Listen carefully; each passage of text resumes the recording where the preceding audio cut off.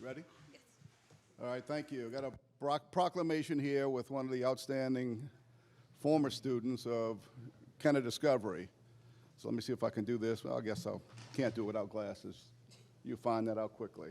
It says, whereas the City of Kenner takes great pride in recognizing outstanding young leaders whose dedication to service, academic excellence, and community involvement serves as an inspiration to others. And whereas Lindsay Griffith has been a valued member of the Kenner Discovery family since the 3rd grade and has distinguished herself through exemplary leadership, commitment, and character throughout her academic career. And whereas Lindsay's exceptional leadership journey has led her from serving as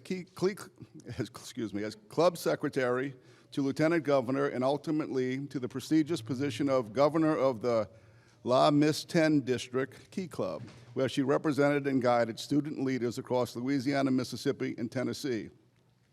Whereas as district governor, Lindsay championed the important cause of teen mental health awareness, uniting key clubs across 3 states in support of the National Alliance on Mental Illness and promoting meaningful service initiatives that positively impacted countless young people. And whereas Lindsay has demonstrated outstanding academic achievement as an AP scholar and a member of the top 10 of her graduating class, while also dedicating her time to mentoring underserved students through Breakthrough New Orleans. And whereas her passion for public service, commitment to leadership, and the pursuit of academic excellence has earned her a full scholarship to Rice University, where she will continue to develop her talents and prepare for a future of service and leadership. And whereas Lindsay exemplifies resilience, compassion, and a genuine desire to create positive change, making her a remarkable role model for the youth of the City of Kenner and beyond. Whereas in recognition of her extraordinary accomplishments in service, Lindsay has been selected as a recipient of the 2026 Dawn Buster Service Scholarship. Now, therefore, I, Mayor Michael J. Glazer, along with Kenner Police Chief Keith Conley, and the Kenner City Council to hereby commend and congratulate Lindsay Griffith for her outstanding leadership, academic excellence, and dedication to serving others, and to extend best wishes for her continued success as she begins the next chapter of her educational journey at Rice University, given under my hand in the seal of the City of Kenner, Louisiana, this 11th day of June, 2026. Congratulations.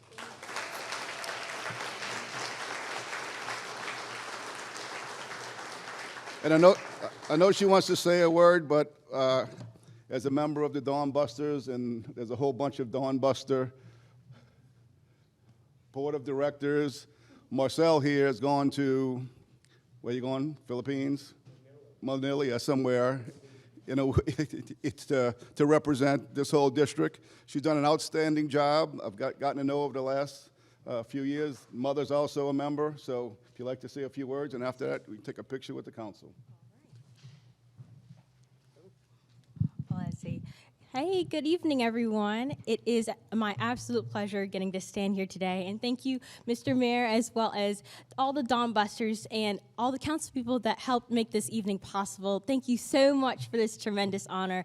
I really couldn't have done it without everybody at Kenner Discovery, as well as just all my mentors that pushed me towards getting into these leadership roles, as well as taking a step and taking a chance and seeing what leadership can lead me to. And I'm so excited and so blessed to be able to head to Rice University. I'll always keep Kenner as well as Jefferson Parish in my heart. And I'm so excited to see what all my friends as well as everybody of the class of 2026 goes. And just thank you for this evening. Thank you, guys.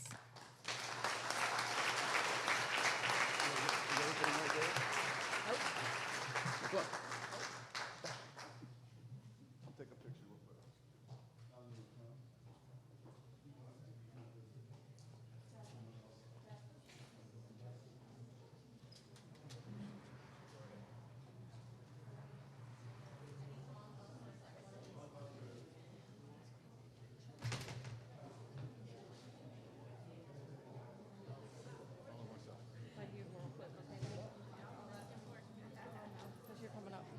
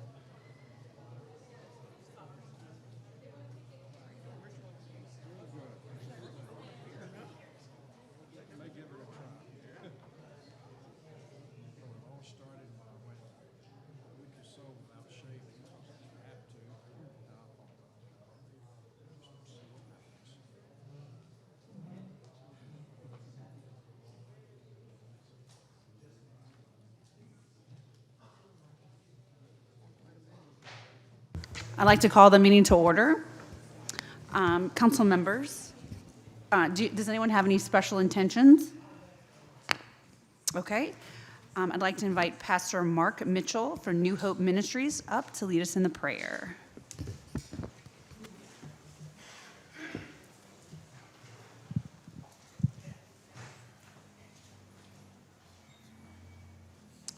I would ask just for a moment of silence in due respect of men and women who are in uniform fighting for our freedom and liberty abroad and at home. May we pay them the respect that is so due them in a moment of silence, please.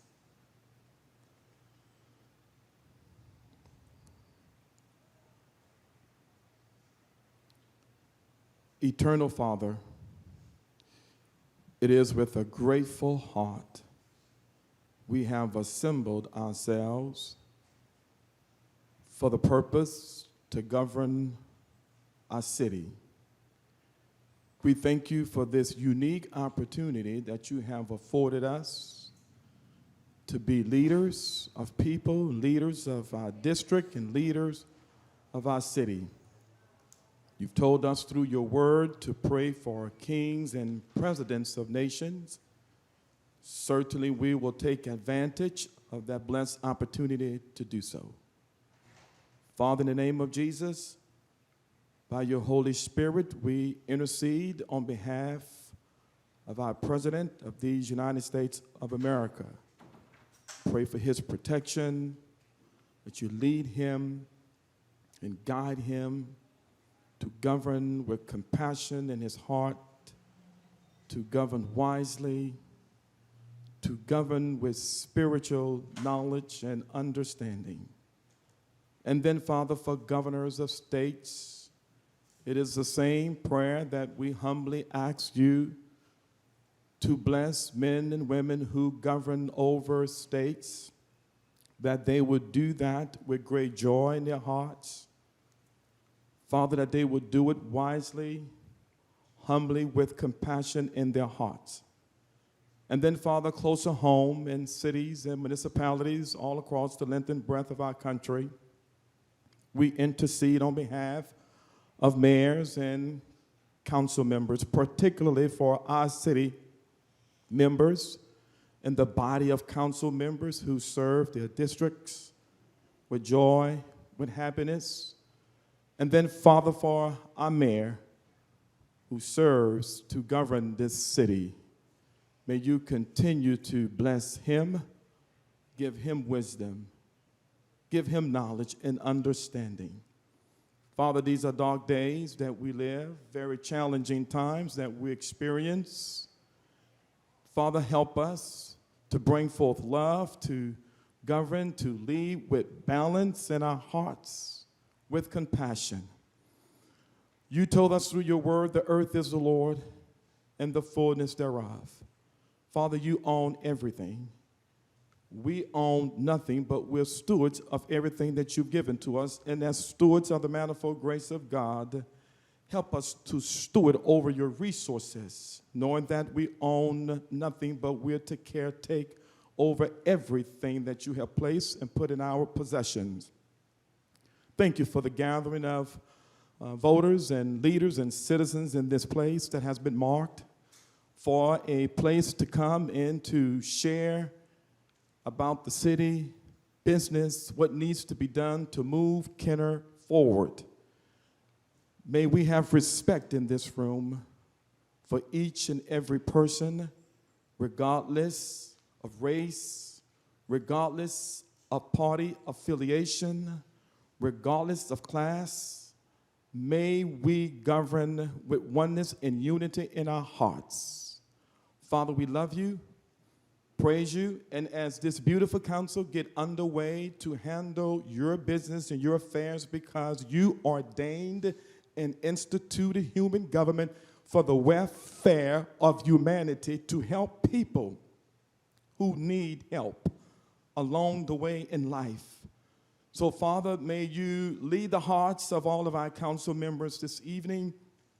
Everything that is said, everything that is done, may we glorify you.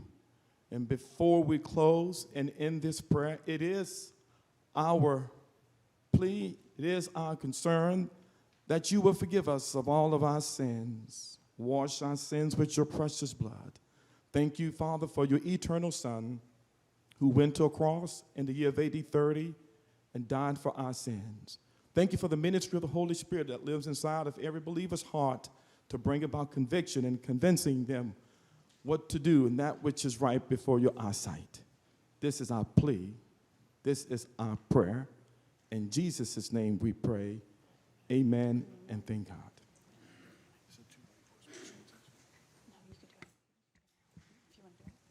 Yes. I'll do the pledge. Councilwoman Ronnie Shareth, would you please lead us in the pledge? Yes, ma'am, thank you. Everyone, please remove your hats, cover your heart, face the flag, and repeat after me. I pledge allegiance to the flag of the United States of America and to the republic for which it stands, one nation, under God, indivisible, with liberty and justice for all. Councilman Wilmot, you had a special intention? Thank you, Madam Chair. Yeah, I ask that you keep my wife's aunt, Betty Godso, in your prayers and her family. She just passed recently, and it was a very sorrowful loss of her family member. In addition to that, we also have a close friend who had surgery this week due to cancer. So we hope that those outcomes are favorable. Thank you. Thank you, Councilman. Madam Chairman, you have a quorum.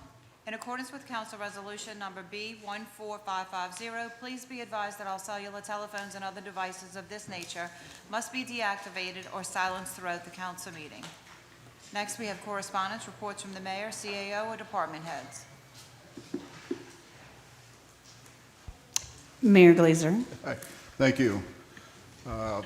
As you may have seen around town in some of the neighborhoods, the Lake Town Squadron that's relocated to the Pontchartrain Center last week, me and a couple of my staff members attended their season ticket sales kickoff. So anyone needs any information, their website, the city's website, you can see how much tickets cost.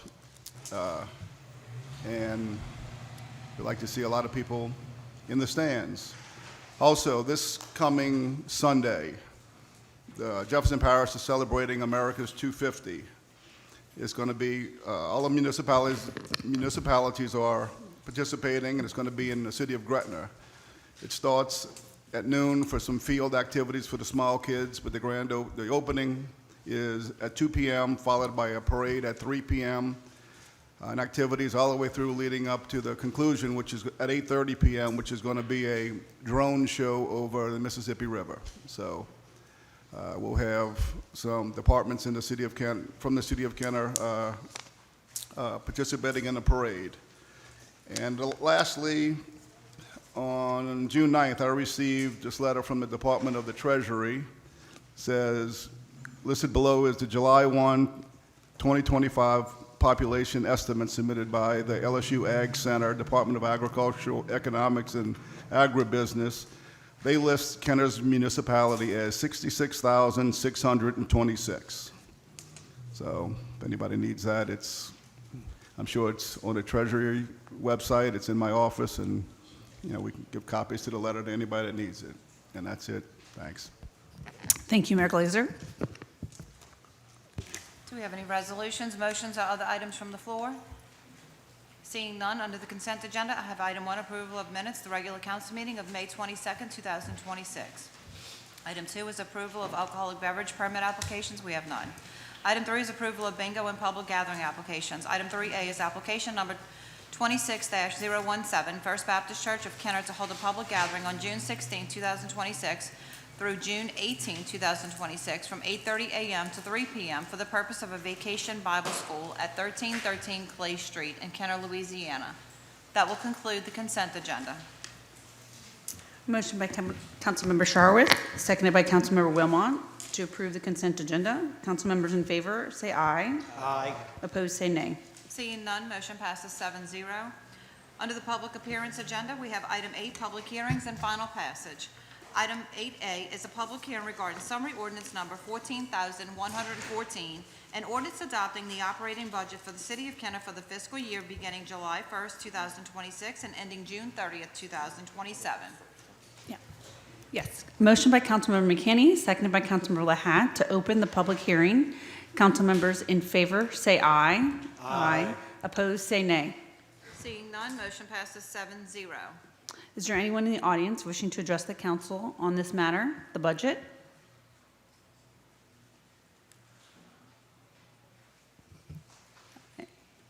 Okay. Motion by Councilmember McKinney, seconded by Councilmember Lahat to close the public hearing. Council members in favor, say aye. Aye. Opposed, say nay. Seeing none, motion passes 7-0. Motion by Councilmember McKinney, seconded by Councilmember Lahat to approve. Madam Chairman, I've received a request to amend the ordinance tonight. If I could entertain, the clerk will read the amendment in as adding section 4, that the proposed budget was amended by the council before the adoption to decrease the capital budget for the Kenner Police Department by $2,100,000 in anticipation of receiving $3 million in state allocations. Section 5, that the proposed budget was amended by the council before the adoption to increase the transfer to the capital budget by $1,050,000 to be divided by 6 and distributed to the 7 council persons, with Council at Large A and Council at Large B sharing 1 share to be used for capital purchases. Section 6, that the proposed budget was amended by the council before adoption to increase the transfer to the capital budget by $250,000 to be allocated to the Laketown Amphitheater project. Section 7, that the proposed budget was amended by the council before adoption to increase the transfer to the Fire Protection Fund by $250,000 to be allocated to the Personnel Services accounts. Section 8, that the proposed budget was amended by the council before adoption to increase the general fund balance by $550,000. I have a motion by Councilmember Brannigan, seconded by Councilmember Dunn on the amendment. Is there any discussion on the amendment as the clerk has read into the record? Councilman Lahat? Yeah, thank you, Council Chair. Since we did the budget hearings, the public might not know this, but the Kenner Council has really 1 day a year to evaluate the whole Kenner City budget. We have the power to look at it, the power to move money, or, after looking at what the mayor prepares in terms of the budget, and to basically decree what we want to do, make sure that the general fund balance is healthy, make sure departments are getting adequately funded throughout to sustain us for the next year. Myself, Christy McKinney, we've been in constant discussion since the budget meeting. One thing we are doing with this amendment is, and Councilman Wilmot likes this a lot, we are sending some money back to the general fund since it was so low. The general fund on this amendment is going to go back to $10.1 million. It was $9.5 million before that, which is, low compared to last year, which is not a healthy sum. So we're sending some money back to really balance everything and make our bond rating look good. As I posted on my Facebook page after the budget meetings, when I went into a lot of investigation, my first priority was to shift $250,000 to the Kenner Fire Personnel Department. My review from the meetings, and look, I do not act in haste. I've been on the council 4 years. I assemble facts. I write them down. I talk to a lot of people. I look for patterns. I do not do things in vacuum. This city, we treat the police department like kings, and we're not going to stop doing that. The Kenner people love their police, but it's time to do the same thing for the fire department. Okay, it's just I have seen through my 4 years here, we have worked very hard to help the fire department. We have built a firehouse, passed the millage with Mayor Glazer's support, which was a fantastic thing. We have done steps. We've got $10.9 million going from the millage to the fire department now supposed to be for salaries and for money. So I saw this, crescendo, they call it in music. The last 4 years we've been here, building a firehouse, we bought some fire trucks. They call them fire apparatuses. I've had to learn a lot about fire language since sitting up here.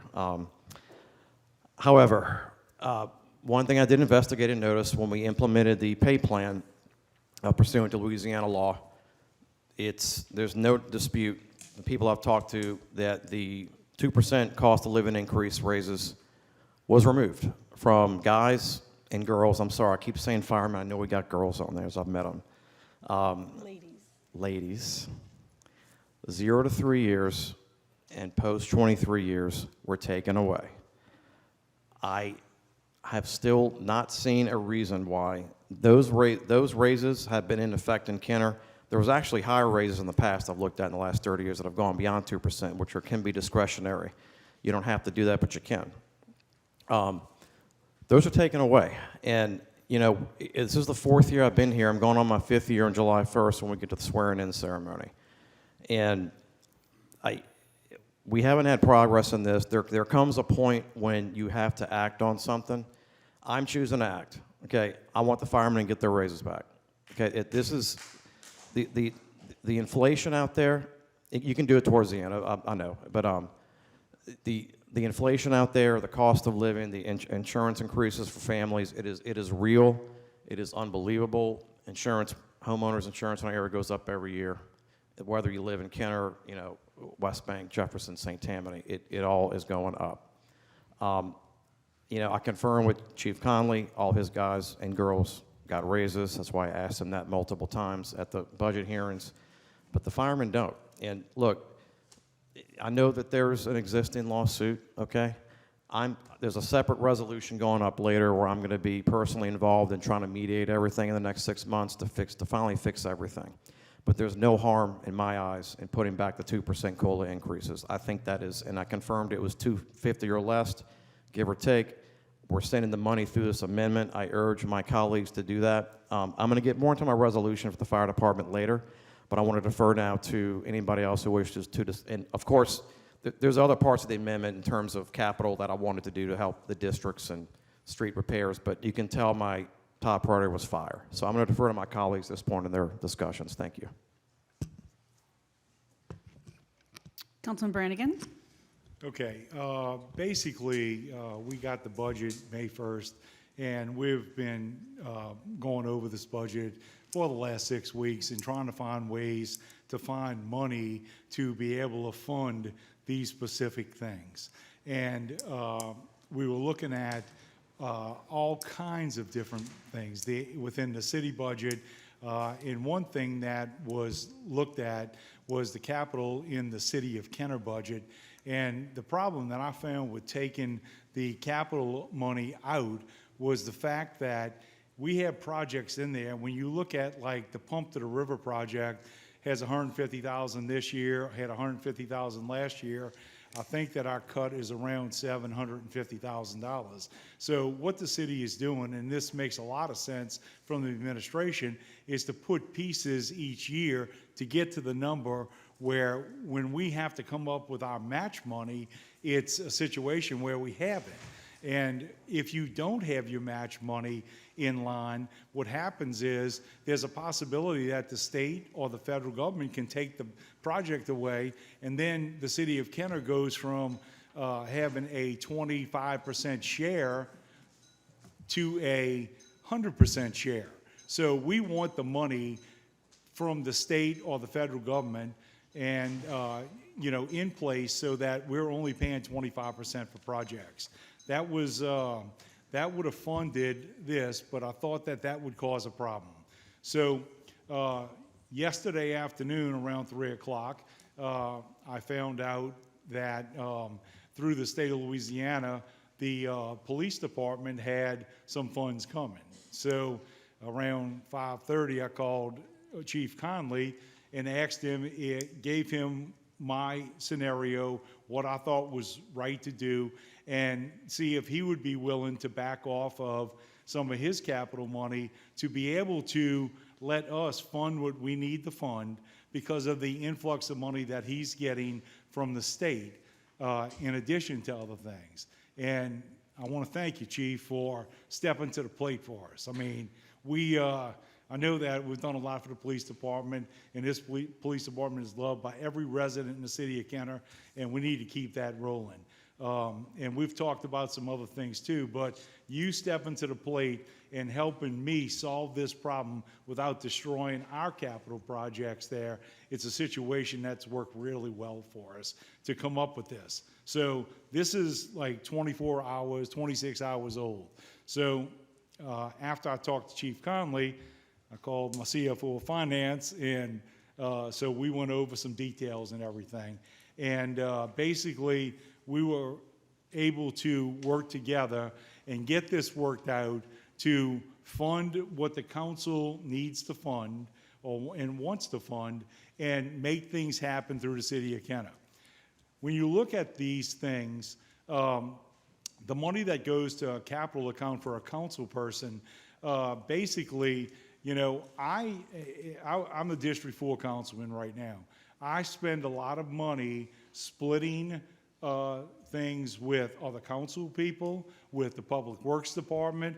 We had a really, really big expense on Medoc Street and Talbot Drive, about $135,000, and Councilmember McKinney and I put money towards that. So the money that goes into the councilman accounts has a direct impact on the city of Kenner, making our streets better, making our drainage better, and it's a situation where it's a large amount of money, but it's split up and it's spent wisely. I can tell you when I look at projects that I'm doing and have done in District 4, I go ask people, how do we get the lowest number on it and watch that capital money. It accomplished the goals of the original deal by doing this like this, and Chief Conley stepping to the plate and agreeing to what I asked him to do.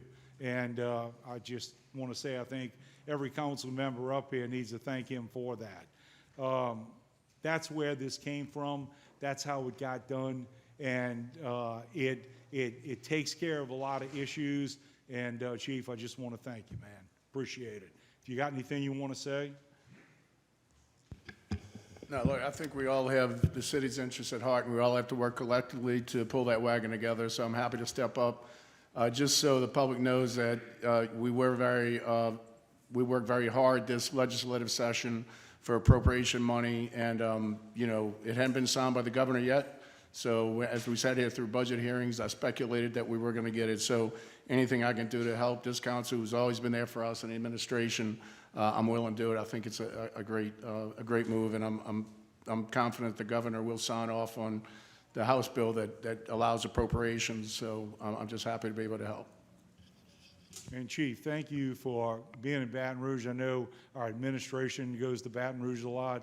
I know Mayor Glazer goes to Washington trying to get all the money that we can get, and he's been very successful doing it. This shows that you've been very successful in Baton Rouge. So our administration and police chief has done a great job at getting money from the state, from the feds, to be able to help the city of Kenner, and that's a big deal in my eyes. And like I said, I appreciate what you did. Thank you. Great, thanks. Councilman Wilmot? Thank you, Madam Chair. I just want to make a few comments about this current amendment. First off, I'm glad to see that the $250,000 is going to a fire protection fund. That's critical. I think it's very important, and I'm glad to see it's happening. As well as the $550 going back to the balance of the fund, our general fund. That's actually reserve money, if you will. We desperately need that, in my opinion. I think it's so important. I'm glad to see this amendment take place, and I'm glad to see how well it played out, and I'm glad to see the chief's involvement in helping with this budget. This is critical because our funds were somewhat low. And as far as that goes, I had contemplated for some time filing legislation, an amendment, cutting across the board 3%, all departments. That wouldn't have been fun. And believe me, I wouldn't have taken no pleasure in doing so. But when it comes to the city's budget, we have to do what we have to do. But things apparently are worked out, and I'm so delighted to see that. And so we got to keep in mind for next year, we need to tighten our belt still. and be conservative with our funds. And next year, hopefully, we'll be even better off than this year. So that's all I have to say about it, and I'm going to be supporting this amendment. Thank you. Councilman Dunn, Councilwoman Dunn. Thank you, Council President. I want to thank the chief also for putting this money back. It was a hard decision for us as a council, but to see you stepping up, of course, we've always supported you, but to see you supporting us back, I just want to say thank you. Councilman Sharworth. Thank you, ma'am.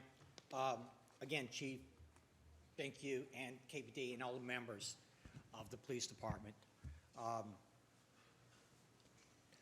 see a lot of my firefighters out there in the audience. I never forgot y'all, never did. I'm glad that we're going to pass this, and you're going to get the money that you deserve. All right? It's going to happen. Shouldn't have happened. You should have never been taken away to begin with. And I stand by y'all for that. So let's get this done. Let's get it passed. Get the money you deserve, and let's move forward. Councilman Brennan. Thank you, Council Chair. Just to reiterate the thanks and the work on this, well done, team, and hope this helps our first responders even more and keeps everybody in place and our city as safe as it needs to be. Thanks, everybody, for the effort. Mayor Glazer. Yes. I'm just going to stay with the capital side of it, the projects. Last year, I was told the $1 million taken out of it was a one-time deal just for this year. It comes up again this year. As you know, last year I vetoed it. It was y'all overrode it. I don't know how many times every year you come back and going to keep cutting $1 million out of money that we've been saving for much larger projects. Every time we go get these large road sewage projects, there's a match. When we go on for $20 million now that we pretty much getting ready to get, it's a $5 million match. It's going to take every bit of 4 years for this to get together and come about, so you got to save money to get it or you're going to lose it. If you start pulling projects that were already awarded, already funded, and we've already spent money on, and DOTD has already spent time and money on it, you pull it now, we're going to be paying their employees for all the time that they put in on these projects, and the city of Kenner is going to be on the tail end of ever getting projects. We're in the lead now getting projects because we're ready to go with a bunch of them. RPC sees it, they award it to us. There's a power from West Esplanade to Vintage overlay project that is due to be awarded. It's awarded now, but funded in 2029. That's how long these projects take. And it takes us that many years to build up our match. So I caution you to, look into the capital side of it a lot before you start, cutting projects and things like that, because there's major infrastructure projects on the sewage side that you may not even have a choice. When the toilets don't work and you got sewage spewing somewhere and you don't have the money to fix it, that's some of the hurdles you're going to face in the future. So we got to stay ahead of it. I know there's a fire resolution coming up. I'll speak about fire, but on the budget side, I go to Washington a lot. It doesn't cost any of the city of Kenner taxpayers anything for me to go to Washington. It comes out of my pocket. Senator Kennedy's got $5 million for the new firehouse on Williams in this year's earmark. So you keep playing around and pulling stuff and all that kind of stuff. That's the stuff that falls off when he hears about it, and he'll go to another city that's grateful that something like that's coming. So that's the concern that I have with this kind of stuff. Same thing with capital outlay. We've moved money from priority 5 to 1 for this firehouse on Williams. We have $2 million in priority 5. We have $1 million in priority 1 as of this past session. So we have $6 million pretty much to build a $10 million firehouse. So we almost over the hurdle of having full funding, but it's pretty much almost in design. But that's it on the capital budget. I'll talk about the fire, the money going into the fire when it gets to that resolution. I think it's more appropriate for me to comment there. Okay, I haven't spoken yet. I'm obviously full support of the amendment. I think it's important to support the fire department, make everyone equal, bring everyone up to an equal footing. As I said in the budget hearings, I think that's paramount. I don't think I had any, I think I was pretty clear in what I said, so there's no changes there. I was happy to work with Councilman Lahat and the rest of the council members to put this on the agenda. Obviously, getting more capital spending to move forward so we can be more effective. Obviously, working with the administration. I think we're all one team here. Thank you, Thank you, Police Chief, for working with us, providing us this additional funding.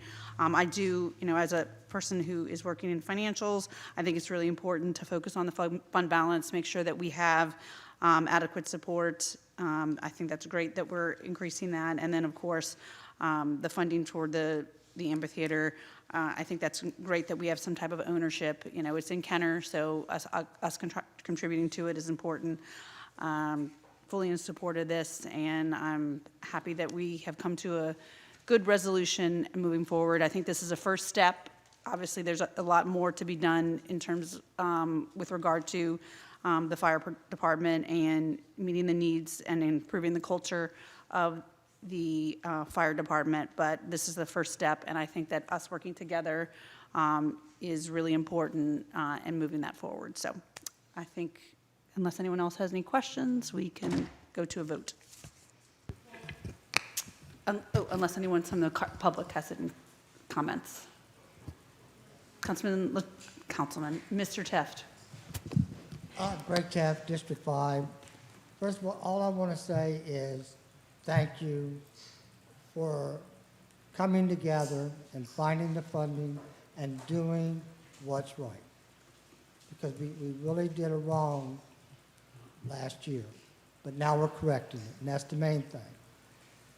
And while we are shifting money and moving money around, I just want to say a couple things that we keep leaving off. First of all, Kenner hasn't been growing, and businesses like they should. Right now is a good time for us to start finding a way to invest to get the businesses in. That will bring the tax money in. That will give us the funding that we need for everything that we need to do. But we need to start working toward becoming a business-friendly city and take advantage of what we have to get the businesses in instead of it staying stagnant. You raise the tax revenue, you're going to be in good shape. But that's a challenge that y'all have. But it can be accomplished. Y'all accomplishing a big thing tonight. But the next step is, as Mayor Glazer pointed out, the Capitol, it needs some work. Well, all we got to do is raise our tax revenue. And I know it sounds easier said than done, but it can be done because I see Metairie constantly opening new businesses, and we're kind of just straggling along. And that's really all I have to say about it. And I'm really happy for the fire department that this is happening. I know I brought it up a lot, but it's something that I felt strongly about. And I always say, people that work for us are the ones that make the city great, not us necessarily. The personnel in our fire department, our police department, our services, they're the ones that make it happen. Thank you. Thank you. Anyone else would like to speak? Okay. Councilman Wilmot? Thank you, Madam Chair. I'd just like to say, too, current Representative Stagney did have some understanding in some of this discussions, and I want to say he was a part of it, and we owe him a big thanks for his input into this process. So I just wanted to mention that. Thank you. Councilman Brannigan? Yes, in addition to Representative Stagney, I think we should thank everyone because Representative Villio stepped to the plate. Talbot has stepped to the plate, Stagney stepped to the plate. Am I missing anybody else? Greg Miller stepped to the plate. So Cameron Henry. Cameron Henry stepped to the plate. Thanks, Chief. And we are lucky to have a great relationship with Baton Rouge. And it's a situation where they are watching out for the city of Kenner, and we appreciate what they do for us. Thank you. Thank you. Is anyone else would like to speak? Yes, if you approach the podium, you have 3 minutes. State your name. Okay. My name is Retha Slade, and I live in the Chardonnay Village condominiums. I just want to let all these firemen, and that includes women, how much I appreciate them. They saved our lives. Our building caught on fire, and it was the hottest fire they've ever fought. Fireballs were coming out the window. They saved us. They do not get enough praise. They could never be paid enough for what they do. So they don't fight fires 24 hours a day. But when they do, they save lives. These guys have got to be compensated. They deserve so much more. I don't know how much they make, but whatever they make, it's not enough. And thank you to the police department, too. Y'all must see me on Kennebro all the time defending y'all, and I'm always defending the fire department. But whoever the fire chief is, I hope to God you support these people. I hope they've got your full support. They deserve it. And thank you to all the firemen out there in Kenner. You saved our lives. We thank you and thank you. If I ever win the lottery, you're going to get a lot of money. That's all I got. I've never done this before. But anyway, thank you for hearing me. I just have to support what I believe in, and I believe in this. Thank you. Thank you. Thank you, ma'am. And, okay, yes. Matt Hotard, District 5, Kenner Fire Department. First and foremost, I want to say thank you very much, but I want to tell you, Chief Conley, thank you very much. It's not an easy thing to do. It's a very selfless act, and thanks to the council for coming together. I'm speaking not only as a fireman, but also as a citizen of the city. So I just want to say I greatly appreciate all the work. Thank you very much. Anyone else before we vote? Okay. Motion by Councilmember McKinney, seconded by Councilmember Lahat to approve. Council members in favor, say aye. Aye. Madam Chairman? Yes, we're Point voting. of clarification, we're voting on the amendment. Motion by Councilmember Brannigan, seconded by Councilmember Dunn for the amendment as the clerk has read into the record. All council members in favor, please say aye. Aye. Opposed, please say nay. Seeing none, motion passes 7-0 on your amendment. Back to your original ordinance as amended. All council members in favor, please say aye. Aye. Opposed, please say nay. Seeing none, motion passes 7-0. Item 8B is a public hearing regarding summary ordinance number.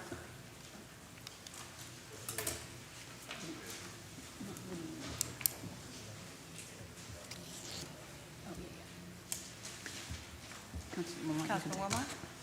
Yes, I'd like to add everybody on as co-authors who would like to do so at this time, if they will. On which legislation? This current one, the operating agreement. The operating budget? I mean, operating budget, yes, ma'am. Okay, that's submitted by the administration. Are you okay with the council members being added onto the operating budget legislation? Everyone wants to be added on? That's I do. fine. Okay. Yes. We'll make sure that's corrected. Okay, thank you. You're welcome.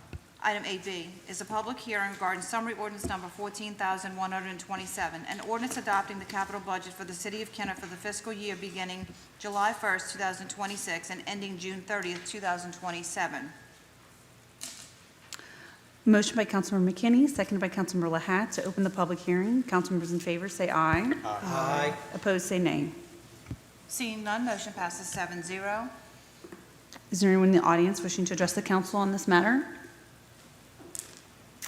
Seeing none, motion by Councilmember McKinney, seconded by Councilmember Lahat to close the public hearing. Council members in favor, say aye. Aye. Opposed, say nay. Seeing none, motion passes 7-0. Motion by Councilmember McKinney, seconded by Councilmember Lahat to approve. Do you have an amendment? Yes, ma'am, I have an amendment, please. The request for amendment is to add Section 4, that the proposed budget was amended by the council before adoption to increase the transfer to the capital budget by $1,050,000 to be divided by 6 and distributed to the 7 council persons, with Council at Large A and Council at Large B sharing 1 share to be used for capital purchases. Section 5, that the proposed budget was amended by the council before adoption to increase the transfer to the capital budget by $250,000 to be allocated to the Lake Town Amphitheater project. I have a motion by Councilmember Brannigan, seconded by Councilmember Dunn, to amend as the clerk has read into the record. Any discussion on the amendment?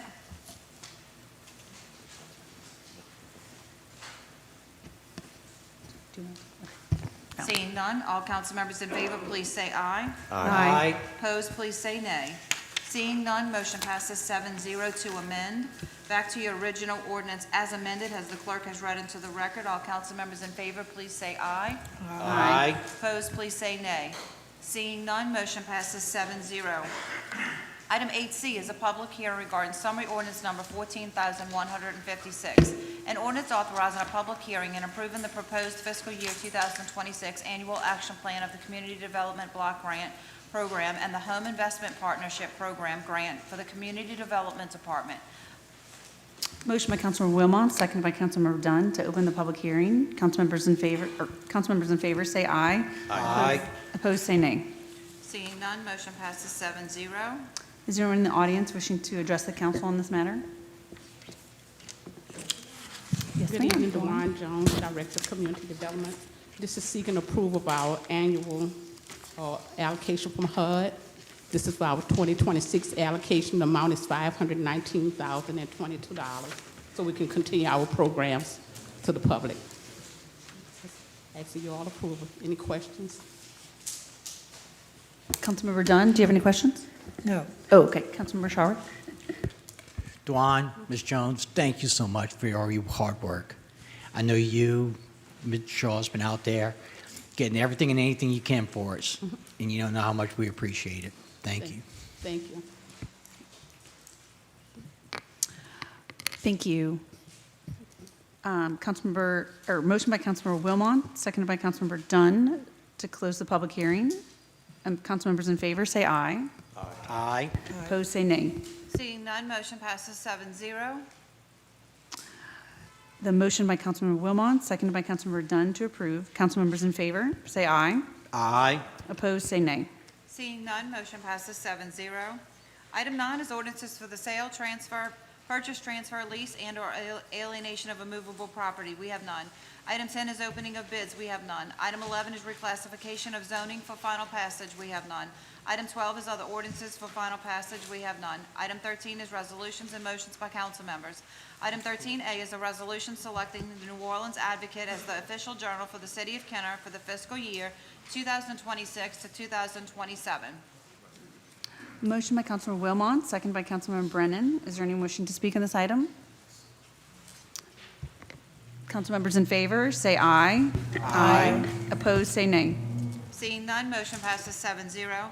Item 13B is a resolution authorizing the placement of temporary signs on public property for the upcoming Jefferson Parish Council District 4 Town Hall meetings. Motion by Councilmember Lahat, seconded by Councilmember Brannigan. Is there anyone wishing to speak on this item? Council members in favor say aye. Aye. Opposed, say nay. Seeing none, motion passes 7-0. Item 13C is a resolution supporting the reinstatement of 2 raises for all members of the Kenner Fire Department and for requests from the fire chief to provide current information on all firemen's cancer screening program status. Motion by Councilmember Lahat, seconded by Councilmember Wilmot. Is there anyone wishing to speak on this item? Councilmember Lahat? Yes. All right, we're on 13C. As I said earlier, a little bit in my amendment, went into a little bit about what I thought about my, I guess, research and evaluation of things I found in, the facts of Kenner Fire. This whole resolution, I typed it. I did the whole thing. I didn't go through anyone else. I wrote it based on what I thought. I wrote it based on problems that I myself personally have isolated, which is not, I'm not alone in that. As I said earlier, there's a lot of great things we've done in Kinder Fire the last 4 years, but there are some glaring things that there's a problem with, and it affects the morale of the department. I've talked to no less than 5 firemen with 0 to 3 years experience that say, if I had the opportunity to go to Jefferson, I would leave right now. Okay? I'm not going to say names. Talked to various people, firemen above 23 years, who feel like all their years of service, they feel forgotten. I'll talk to different problems with people with arguments of different type of year problems, 23, 24, and there's issues there too, okay? As I said earlier, there's no reason why the whole city, the police department get annual 2% cost of living increase raises while we ignore some of the firemen because it's not required, so-called not required in the statute pay plan. That is not okay with me. It's ridiculous. I don't want to lose you guys back there. I want you to stay. Okay, y'all are some great people. I've seen y'all do some amazing things, and I don't think the public really knows all the things y'all do, and y'all might want to do a little outreach on that. Y'all do a lot more than firefighting, okay? And I'm going to talk about something very personal that I witnessed in my family, okay, that I didn't know y'all did. My mother-in-law died suddenly last year, about a year ago, overnight at 3 a.m. in her house. It was in Bucktown. We were all there, the family. It's very hard to think about this, but we couldn't lift her, and we're all upset.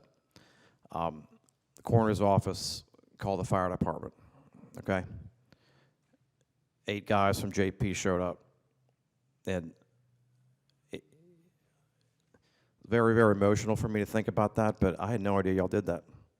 I had no idea you'll help the public in times of need like that with bodies and just things in horrendous circumstances. The public doesn't know, I think, a lot what y'all do. That is one thing I want y'all to do your homework on. The Firefighter Association is to really educate the public that beyond firefighting and safety, what y'all do to help everyone, okay? At that point, it was really personal to me. I'm like, wow, I had no idea firemen responded to the public like this. It's our job as a council, to, vote during the year on things and to look at the city as a whole. This is our one day a year to direct where the money goes.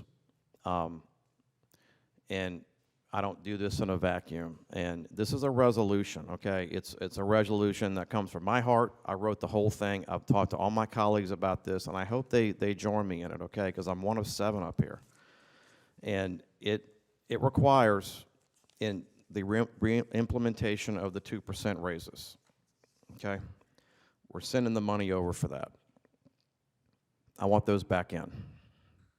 Y'all had them a long time ago. There's no reason why they shouldn't be there. Another problem I isolated, and I might not be truly informed of this, but since the law went in on the cancer screenings that we're to pay for, I'm told some of y'all are not being allowed to do it, maybe guys under 50 years of age. That's not acceptable to me because of what's going on with Jason DeSoto right now. And I'm naming him because he has a GoFundMe and he's out there with the pancreatic cancer and he's going through a lot with his family. Okay. Jason Dyer told me some guys don't want to do it because they're scared, and if you don't want to do it, that's fine. But if you're not being allowed to do the cancer screenings that's authorized and required by law, I want to know that. And part of my resolution is for the chief to provide names of eligible firemen who have not had it and who have had. I need to amend the resolution to say subject to HIPAA laws, because it's a medical type issue, and I'm going to put Section 3 in a minute to, require the cancer screening list subject to HIPAA laws. If they can't provide names on a public basis, we can do it by number, and I'm fine with that. Section 4, there's an existing fireman lawsuit. That's fine. I'm requesting that the next 6 months, the existing litigation with the fireman pay plan go to a neutral mediation. I want to be there. okay? I want to help navigate everything. I've talked to a lot of you guys in the Firefighter Association, and I'm here for you. We're here for you. We're going to get this done and fixed. And I know a lot of my colleagues want the lawsuit done, but I want the raises put back in now. And I think we can get that done. I really do. I mean, this is a great city. We've done a lot for fire. So is the mayor's office has too. They've done a lot in the last 4 years. So this is, you have a friendly group of people here. We can get this done. I'd like that done within the next 6 months. And we can work on it. You bring you guys there. I've done tons of cases. My law firm personally, that's something separate, but I have experience in that. I'm happy to offer my help, brain thoughts on that to help you guys work out a plan. I hope my colleagues vote for this. This is coming from my heart. I typed this whole thing. These are the problems I see. I know so y'all come up here and there might be some other things I missed, and I'm not perfect, but this is what I want done. I think these are the two glaring things I want to do right now. So I'm going to defer to my colleagues at this point for resolution 13C. Thank you. Point of clarification, please. Councilman, did you put an amendment on the floor? I did. I'm putting an amendment on, and this is just my legal thinking is, hold on, section 3 of my resolution. I want to put parentheses, subject to HIPAA laws, HIPPA, because obviously firemen don't want their name published in terms of a medical screening.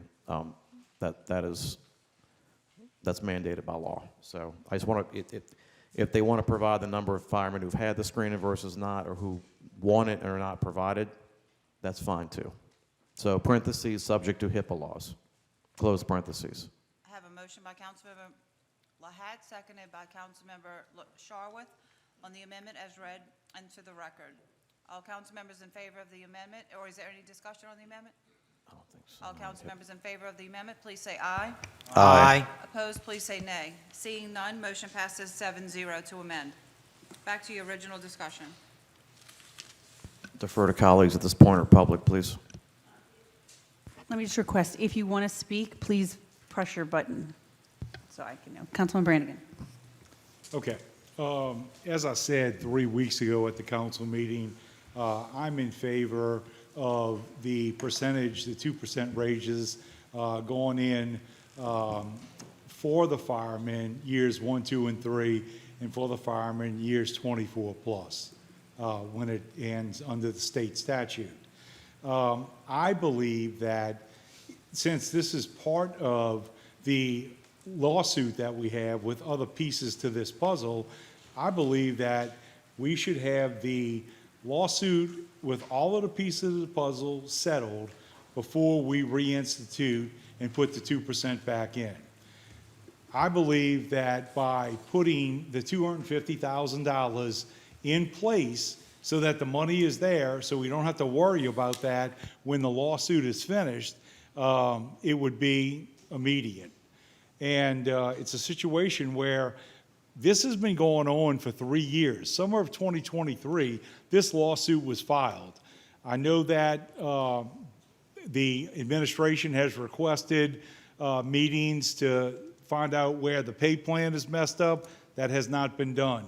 I know that the attorney for the Firefighters Association has an amendment to something that was supposed to happen in January. We're 5.5 months later, and the amendment has not been filed. So there's no way to get a lawsuit settled until the City of Kenner's administration and legal department know what's in the thing. I believe that it would be best for the firemen and for the city to get the lawsuit settled and then implement what has to be implemented based on that lawsuit. The money's already in place for the 2%, but I believe that we need to have this lawsuit finished, taken care of, signed, sealed, and delivered, and settled. 3 weeks ago, I looked at Nick Zalva and I said, the ball's in your court. I met with him. I met with Jason Dwyer, Volpe, and who was and Brandon, their attorney. And The attorney had had time to meet with, schedule meetings with the whole council. I don't understand why a meeting with the administration has not been set, but I do understand that we're working towards a meeting, and I think there's one in the middle of July tentatively set. I believe that this lawsuit needs to be 100% taken care of, settled, and then everything goes back and the way it should be. That's it. Thank you, Councilman Brannigan. Councilman Dunn, or Councilwoman Dunn, sorry. I've always supported the fire department, but I do have a problem.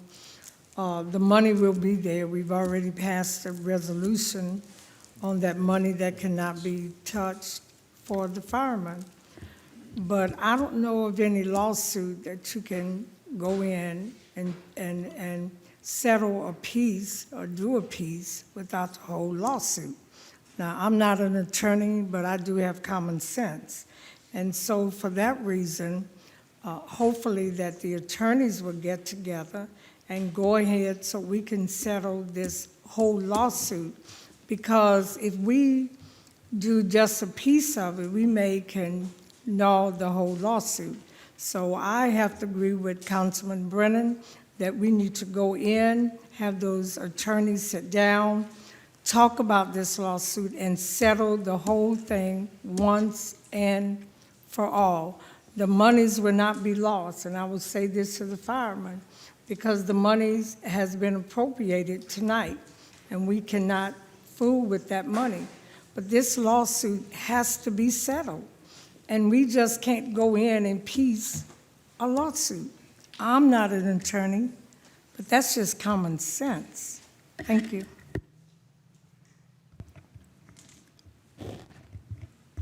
Councilman Sharwood? Thank you, ma'am. I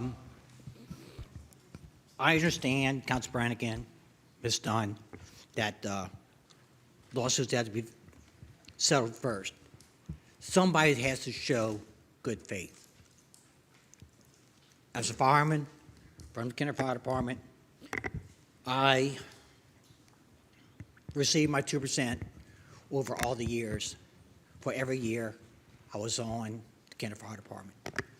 To use it as a bargaining chip to where going to withhold the money that firefighters need, I can't understand that. That's, to me, these guys protect us. They protect our constituents. They need to be paid. That's it. Flat, simple. Don't use it as a bargaining chip. Don't put the burden on the firemen. I ask you, please, let's give this money to the firemen. Let's give what they deserve. Thank you.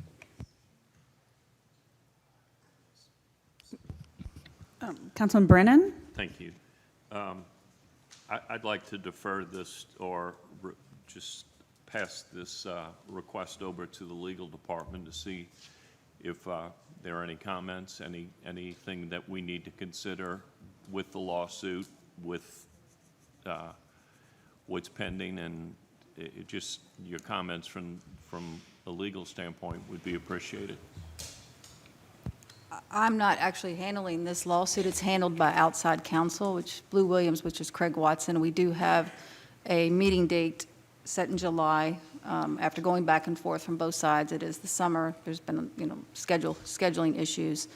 But we do have something set, and I think that is important to see where everyone is, because it has been a lawsuit that's been hanging around. And as the city and the defense, I can say that until all the claims are filed, until we know everything that the fire department or the fire employees want, we can't do anything to move forward. We can't take a deposition from someone and then the amendment to the petition, and this will be there's three amendments. This would be the third amendment, so there's actually 4 different filings. So until we know exactly what they're asking for and what they want, we can't start the steps to move forward. So we've been in limbo, and that's part of the problem. And I believe this resolution was originally supposed to be to kind of get everybody moving, everybody to be anxious to go, hey, there's a chance for us to get this lawsuit settled, there's a chance for us to get, some movement on 2% raises being reinstated. And again, I will say, and everyone knows because they've met with the outside counsel, that there is nothing outside the statute that says what the city is doing is illegal or not following the state statute.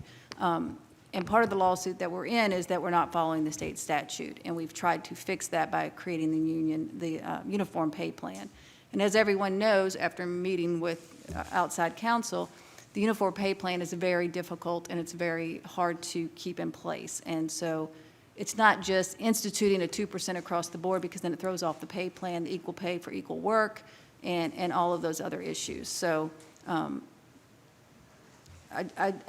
only thing I can say is that everyone met with the attorney. You understand what the ramifications of just throwing out a 2% pay increase at this point, when we've done all the work to do the uniform pay plan, how everything would have to be adjusted.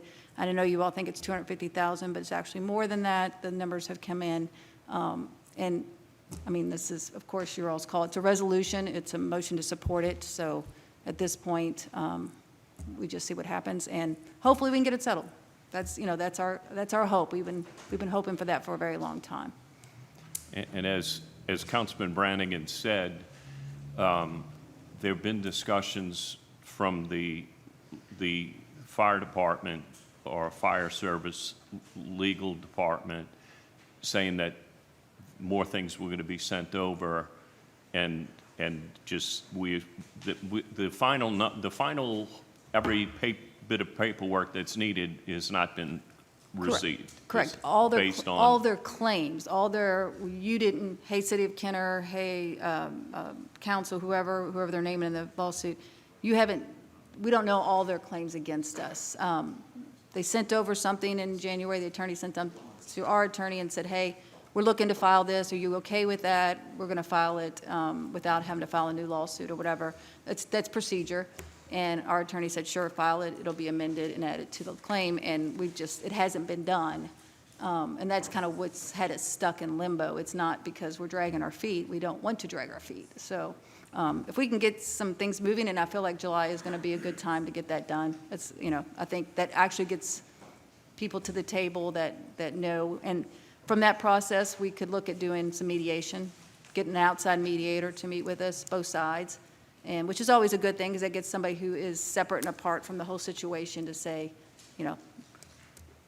do a compromise, because that's the whole thing of mediating, is everyone compromises what they want. Because again, at this point, we don't have a final number or account. No. I mean, if we went in today and settled, they could, or thought we had a settlement on something and they amended the petition to add new claims, then we'd be right back to the drawing board. So we want to get their final claims in front of us, look at it, figure out what they're asking for. Is it something that falls within the statute? Is it something we can do? Is it adding more people? We don't know. So that's where we're at. Okay. Thank you. Sure. Councilman Brannigan? Michelle, so I'm an insurance broker, not an attorney. Sure. So when you're filing something and you say, okay, in January, I got this amendment I'm filing, what is the normal time frame to send the amendment in? I'm a little anal retentive, as Amy likes to say, so I probably, as soon as the other side said, look, I don't know the situation, I don't know what was going on, and I wasn't involved in that, but in my practice, I would have, as soon as the attorney said, yes, I'm okay with the judge adding this claim in without fighting it, because you can say, I'm going to fight the amendment, but our attorney did not say that. He said, I'm fine with this being added. I personally would have filed it immediately, but I don't know what happened. I could have just gotten lost in the shuffle. It could have been, I don't know. I can't speak for their attorney. Well, this has been going on for 3 years, and getting lost in the shuffle is unacceptable. Yes, and I think that 5.5 months is a problem from their attorney not getting this thing done in 5.5 months. This is a complex litigation case. It involves a lot of issues, a lot of statutes, a lot of moving parts. It's not for look, I'm very thankful that Craig Watson is handling this, and it's not being handled by me, because it is very complex, and the firemen's statutes are very intriguing, and the more I read, the more I read these things. There's a lot of moving parts in firemen statutes and lawsuits and things like that, as people see in Jefferson Parish. So would I say this is a long time for a case like this to be going on? No, not at all. But I feel like we're now at a point to maybe we can get somewhere. We at least have a uniform pay plan that if something is wrong with it, we have somewhere to start. And that was the big thing. That was the big thing for us. When Terrence Morris came in, I think in 21, I think, or I'm not exactly sure what year, and said, we don't have a uniform pay plan, we need this, we have to have this, that's when that process started, to fix that big problem. And that was a huge step, cutting our liability off because we created a uniform pay plan. So basically today, if we said, let's get this thing settled, we can't settle it until that amendment is filed or they withdraw that amendment. Or, no, they could release any claims for that in the release. They could say, we could always say, look, in addition to something else, if it's not been filed yet, but there would be no reason, just tell them to file it. I mean, it takes a couple $100 to pay to file an amended pleading. When I met with their attorney and the fire people that were there, last Friday, so we got to get this thing in so we can figure this out. And so a meeting set up for middle July is ridiculous if we don't have the information in this amendment. I think the meeting in July will be more of, hey, where do we want to go from here? Are you all interested in mediation? I think this case is a big case that I think I would recommend mediating it, and I think that's okay to do. I think a mediator is a good plan. It gets both sides in the room together, and it gets somebody that's in the middle. But yes, I think at that point. But all of the facts have to be there. Sure. I believe that if we go to mediation and we don't have all of the facts. No. By mediation, and then you come back and, oh, well, this number changed, it's now 2 cents more. I mean, that's a problem, you know? If we decided. We need to get that amendment. The attorney for the Firemen's Association needs to get the amendment filed so that we can move this thing forward. Look, I don't want this thing dragging on a year, 2 years. I want this thing done before the end of this year. And I've stated that at the last council meeting, and, it's a situation where this has got to get resolved and get it out of their problems and our problems. Yes, and if we could get a agreement to do mediation in July, they file what they need to file, we would file an answer to it, and get a mediation scheduled. And that doesn't happen quickly because you got to get with a mediator, you got to find a mediator that both agree on. So maybe by, early fall, we could get into a mediation. Sometimes mediations take more than one try. It could take 2 tries. But, if we're going to do it if we're going to get everything wrapped up by the end of the year, we need to get moving. We need to get mediation on the books. If that's the way we're going to go, September, at least a date in September to get things going. Well, I think that our goal should be to get this lawsuit settled before the end of the year. That'd be great. And I think that I'm not happy with their attorney saying in January we're filing an amendment, and that was 5.5 months later, and there's no amendment here. So the city of Kenner's hands are tied, and we need to get this resolved. We do. And I believe, and I'll state again, I believe that the whole lawsuit needs to be settled at the same time. That's the way I feel about it. I think we have a good council. I think we have a good administration, that getting this thing moving and settled is the best time. So, but that's my 2 cents. Thank you, Michelle. Mayor Glazer? Yes, thank you. So there's a lot being said today about this. When I came in, we identified a bunch of things wrong with every department. The fire department had a lot of things that predated a lot of y'all on the council. The state statute dictates promotional pay. It dictates raises. How the city of Kenner never followed the promotional pay, I can't sit here and tell you. But we went and identified the first thing, what there was not enough money to run a fire department. Asked for a millage, got rid of a legacy lawsuit. The city's not paying millions of dollars in interest, just, we got rid of it. It'll go away in many, many years, but at least we have an end to it. 2% raise, the statute says the person from 3 years for another 23 years. There's been cases that say, some people say, does it stop at the 20th year or does it go for 20 years? The statute, you can sit here and look and you can argue it both ways, but we lean towards, and the courts lean towards, it's for 20 years to the 23rd year. So you follow the state law. When you're getting sued, you follow the state law. There is, as an absolute. We don't care what happened before, what happened. Look, the 1 through 3rd year guy is getting way more than his 2% raise because we pay the state supplemental pay the day they hired, when they're not eligible for it for 1 year. So they're well over their 2%.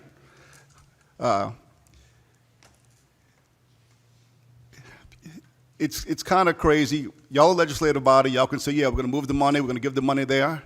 Unless the administration moves on it, the money's going to sit there and collect dust. That's what's going to happen. Before this lawsuit was even filed, you can ask the then association president, who's sitting in the audience. I was meeting with him trying to come to a conclusion. Every fireman is going to have a different issue. Some are going to get 1 cent more than another one, and that's where the friction comes in between them. I've tried. They ran out and filed a lawsuit. That's when the happy negotiations stopped. And Councilman Lahat, you're an attorney. You know you should not be talking to a plaintiff directly. You should go through his attorney. Just like the plaintiff attorney can't come and talk to me without my attorney. That's the biggest no-nos they have. So that's it. Look, do what you want. This has to get resolved. It's not going to get resolved overnight. It's going to drag on for a long time. That's all I'm telling you. Because you see how it's been now. You know, it didn't have to come to a lawsuit because we resolved everything we had. I understand that the dispute now is the calculations of the promotional pay plan. That's pretty much what this whole thing's about. So that's kind of where we are today. So just telling you, pass it and move on, and we'll deal with it as the lawsuit goes. Thank you, Mayor Leaser. Councilman Lahat. I'm not the attorney for the city. I'm a councilman. Respectfully, Mr. Mayor, the parties in a case can talk to each other, not the attorneys. That's how litigation works. I have the power to talk to a plaintiff, a named plaintiff, because I am a named defendant. I am the city of Kenner. I'm trying to work out a deal with these people. I respect them. I respect everything you've done up to this point, as I said earlier, but I disagree with your interpretation. I am an attorney, but I'm not the city attorney. I'm a elected councilman in this seat, operating in the councilmanic capacity. I do not agree with the interpretation that we cannot settle a portion of the case. There's something called motions for partial summary judgments that are filed all the time in Louisiana, where parts of lawsuits are dismissed and the rest go on. I do homeowners insurance claims for a living. Bad faith claims can be dismissed. You can pursue the rest of your claims on your house case. You can parcel lawsuits. You do, Councilman Medina, I know you're not an attorney. I'm not going to rip you for this, but you can settle parts of lawsuits. You can absolutely do that and pursue the rest. You can also enter in a stipulation and ongoing litigation about what is going to be sought and what might be done. Third, this is a resolution. This is not going to impact the existing litigation to any effect. This is a councilmanic resolution directing our intention for what we want to do. It does not legally, they cannot, no one can file this and say, well, this, you know, this is a subject order ordinance, and this is not something that the council is allowed to do. We're allowed to do a resolution. This is our view. This is what we want. We want these guys and girls getting their 2% back. We want to make sure they're getting their cancer screening to protect them. That's all we're trying to do here. That's all I'm trying to do with this. As the Madam Attorney said, it's going to move the needle forward. Yeah, great. That's what I want. I want it to move to a mediation. But to characterize this as anything else, you know, if we don't push this, nothing's going to happen. I mean, I don't, if we sit here and do nothing, we're going to be in the same boat next year at this point without the raises and the lawsuit keep going. So we can enter into a stipulation. I'm not amending resolution to do that because I want to do this now. We intend to put the 2% back in for the discretionary raises that the men and women of this fire department have always had before the invitation of the plate plan. Thank you. Councilwoman Dunn? I was hoping that we would get to the point, Councilman Lahat, where, because I think 3 years is a long time for the council with the firemen and also with our attorneys. That's a long time. I can't understand why they can't come together. They are owed their 2%. I agree with that. That's the statute. This is my understanding of it. They are supposed to get their 2%. But I am concerned about what would happen afterwards with the rest of the suit, because I was under the impression, and I said this when we had the first lawsuit, and we gave them their raises or whatever, and then we turned around and here we back again, with another lawsuit. But they are due their 10%. I mean their 2%. I agree with that wholeheartedly. So I don't know where this resolution is going to take us, but if you are correct, and we can do this without the rest of it, and give them their 2%. I mean, I don't know however else to bring that, because I'm trying to understand this. I don't know anything about partial laws and this and that. I'm not an attorney. But if they are due their 2%, the money is there. We just appropriated the money tonight to give them their 2%. Do we know that that's the final for them? I'm asking. They got to get paid. They got to get the 2%. No. I'm not sure what you're asking. When they get this 2%, I'm listening to our attorney, Ms. Dufresne, saying that they will come back with other suits outside of this 2%. There's other claims in the litigation, which I've Yes. acknowledged. It's not going to solve the whole thing, but it goes a very first good step to do. And they can stipulate to whatever that claim is to satisfy that. But again, the resolution is a resolution. It's our intention for this to happen. Okay. So nothing's going to be legally affected. Councilmember Sharworth? Thank you, ma'am. Ms. Dufresne, can I ask you a question? Was it the used lawsuit that we just settled maybe 2 years ago, or was it the Dunn lawsuit? Done. The Dunn lawsuit. Done, yeah. And as far as you know, any of the lawsuits that the association has filed over the years, okay, I got a little bit more insight on you since I've been here for 28 plus years in the department. I know there's several lawsuits that was always filed against the city, okay, for one thing or another, okay, over the years. Not once have we withheld the 2% pay raises for years 1 to 3 and 23 plus. I don't, not that I know of course, I haven't been here 28 years. I don't know if we've ever, if those lawsuits, because I don't, off the top of my head, I don't know. They were settled before I came in.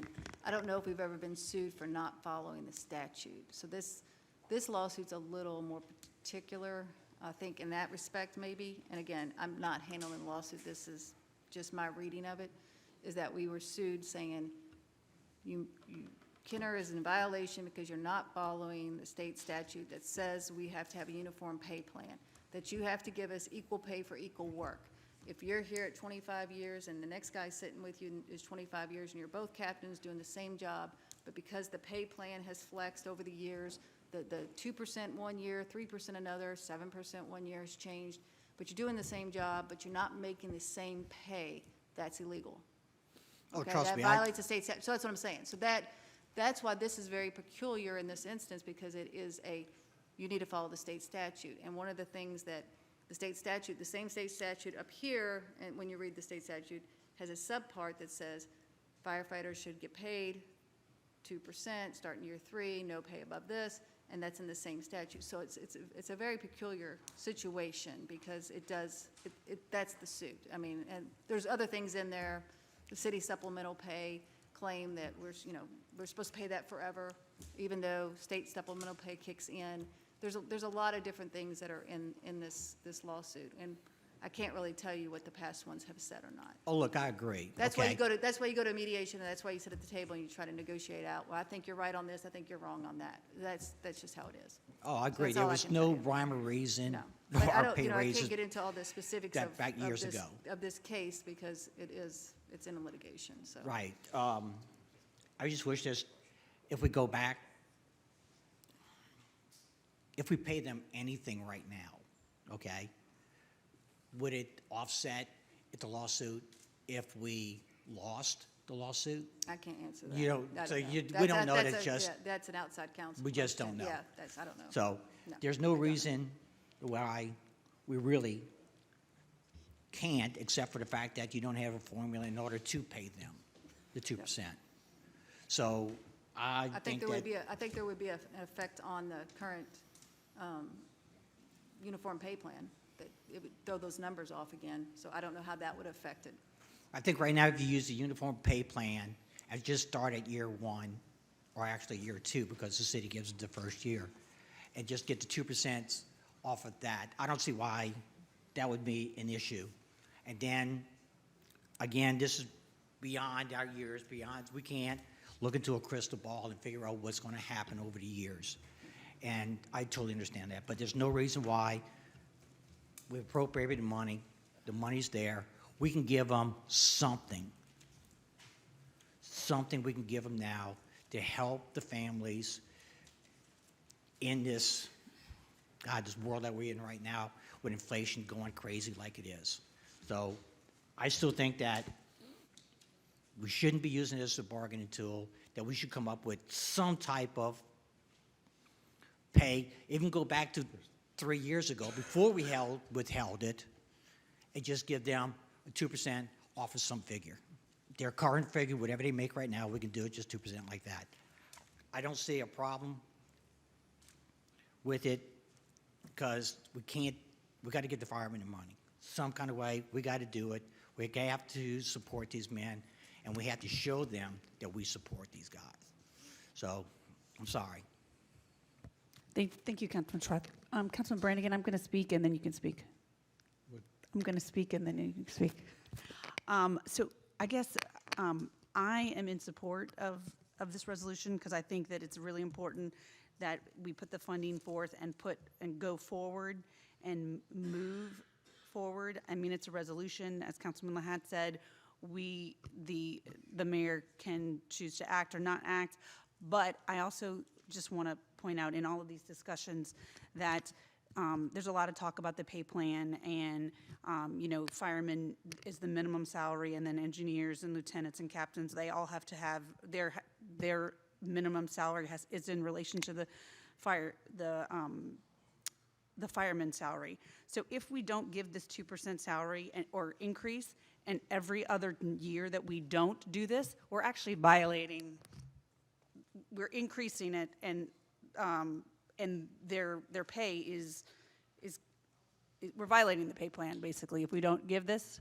So I mean, I feel like in order to not further dig ourselves in a hole, we have to do what's right for the firemen. We have to do what's right for all the people within the fire department. If we have to, I have no problem with moving forward with a mediation. I think it's important. I think we all need to get everyone to talk, because I think there's a lot of talking in between, but not talking to each other.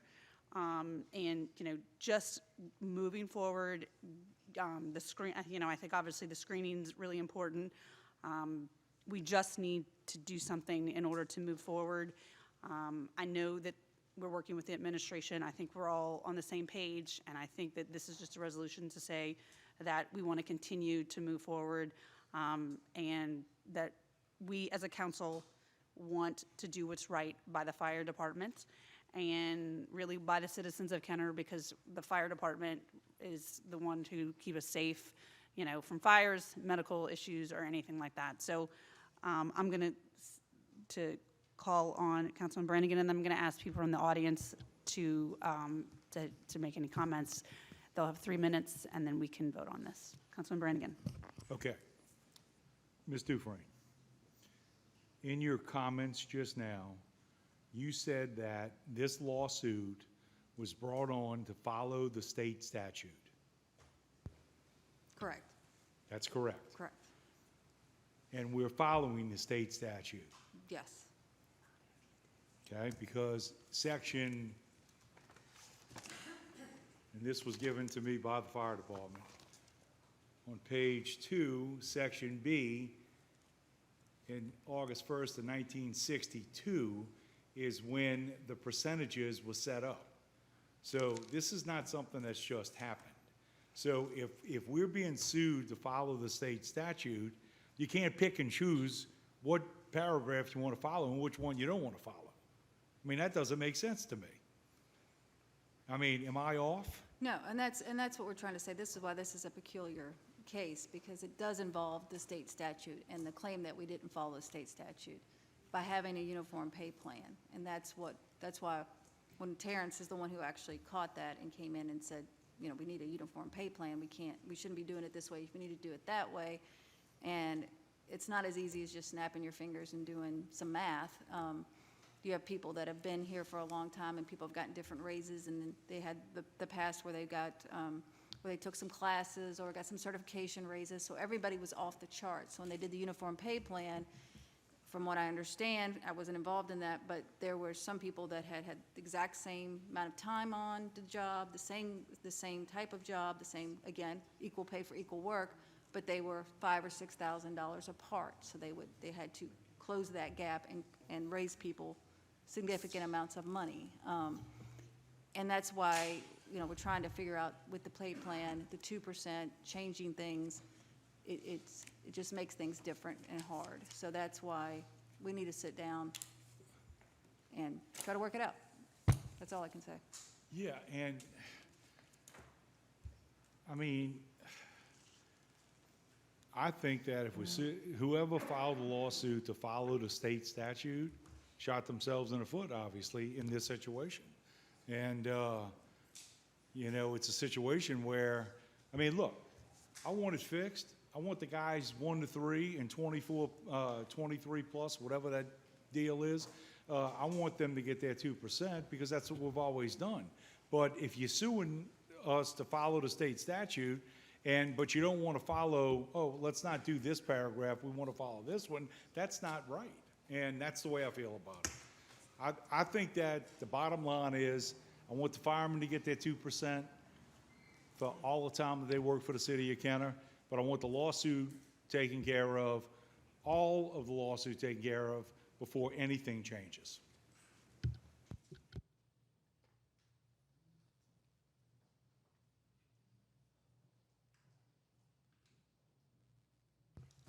Councilman Wilmot? Yeah, first off, I want to start by saying I support the resolution. And secondarily, I have a legal question I'd like to put on the record as far as resolutions. This is a resolution. Now, does it mandate anything? No. I mean, as far as this body's concerned, it tells the legislative intent of what we want to see. Right. But please explain. Yes, it's a resolution, and it's not an ordinance, it's not a law. It's basically, you guys are saying, we support this, we'd like to see this happen. And that's what it is. So does it mean that, you know, the next paycheck that their 2% is going to show up? No, and you all know that. So, no. So. Thank you. I just wanted an explanation for the record, but I do believe in the resolution, and I would like to see it played out favorably. It needs to happen, and I think that's important to express that here today at this meeting. But it is a resolution. Thank you. Correct. And look, the placing the money in the budget shows that the administration wants this to happen too. The money is there. We don't have to come back at some point. Things happen and everything works out and everybody walks away. Nobody ever walks away from a mediation completely happy, but that the money is there, and we don't have to come back to you guys and say, where are we going to find the money and where are we going to move it around? It's there waiting. So That's extremely important. And that's our side of it. Good. You know, the administration side. Thank you for adding that. You're welcome. Appreciate it. And Michelle, you talked about the money. the money's there, and that was the focus when we did this budget amendment, to make sure that the money's there so we don't have to scramble in the next 6 months, okay? Exactly. And so we got to get this worked out. They got to get this, the attorneys have to get together, and we got to get it worked out. I would also like to, I'd also like to point out if there is a time value of money. So if we're holding the money and we don't give it to them in July or whenever, they're missing out on the pay when we don't get that. And sure, we could wait 6 months, 3 months, or however much at times it takes, but they could be investing that money. They could be, obviously 2% is not, you're not going to go, that's less than inflation.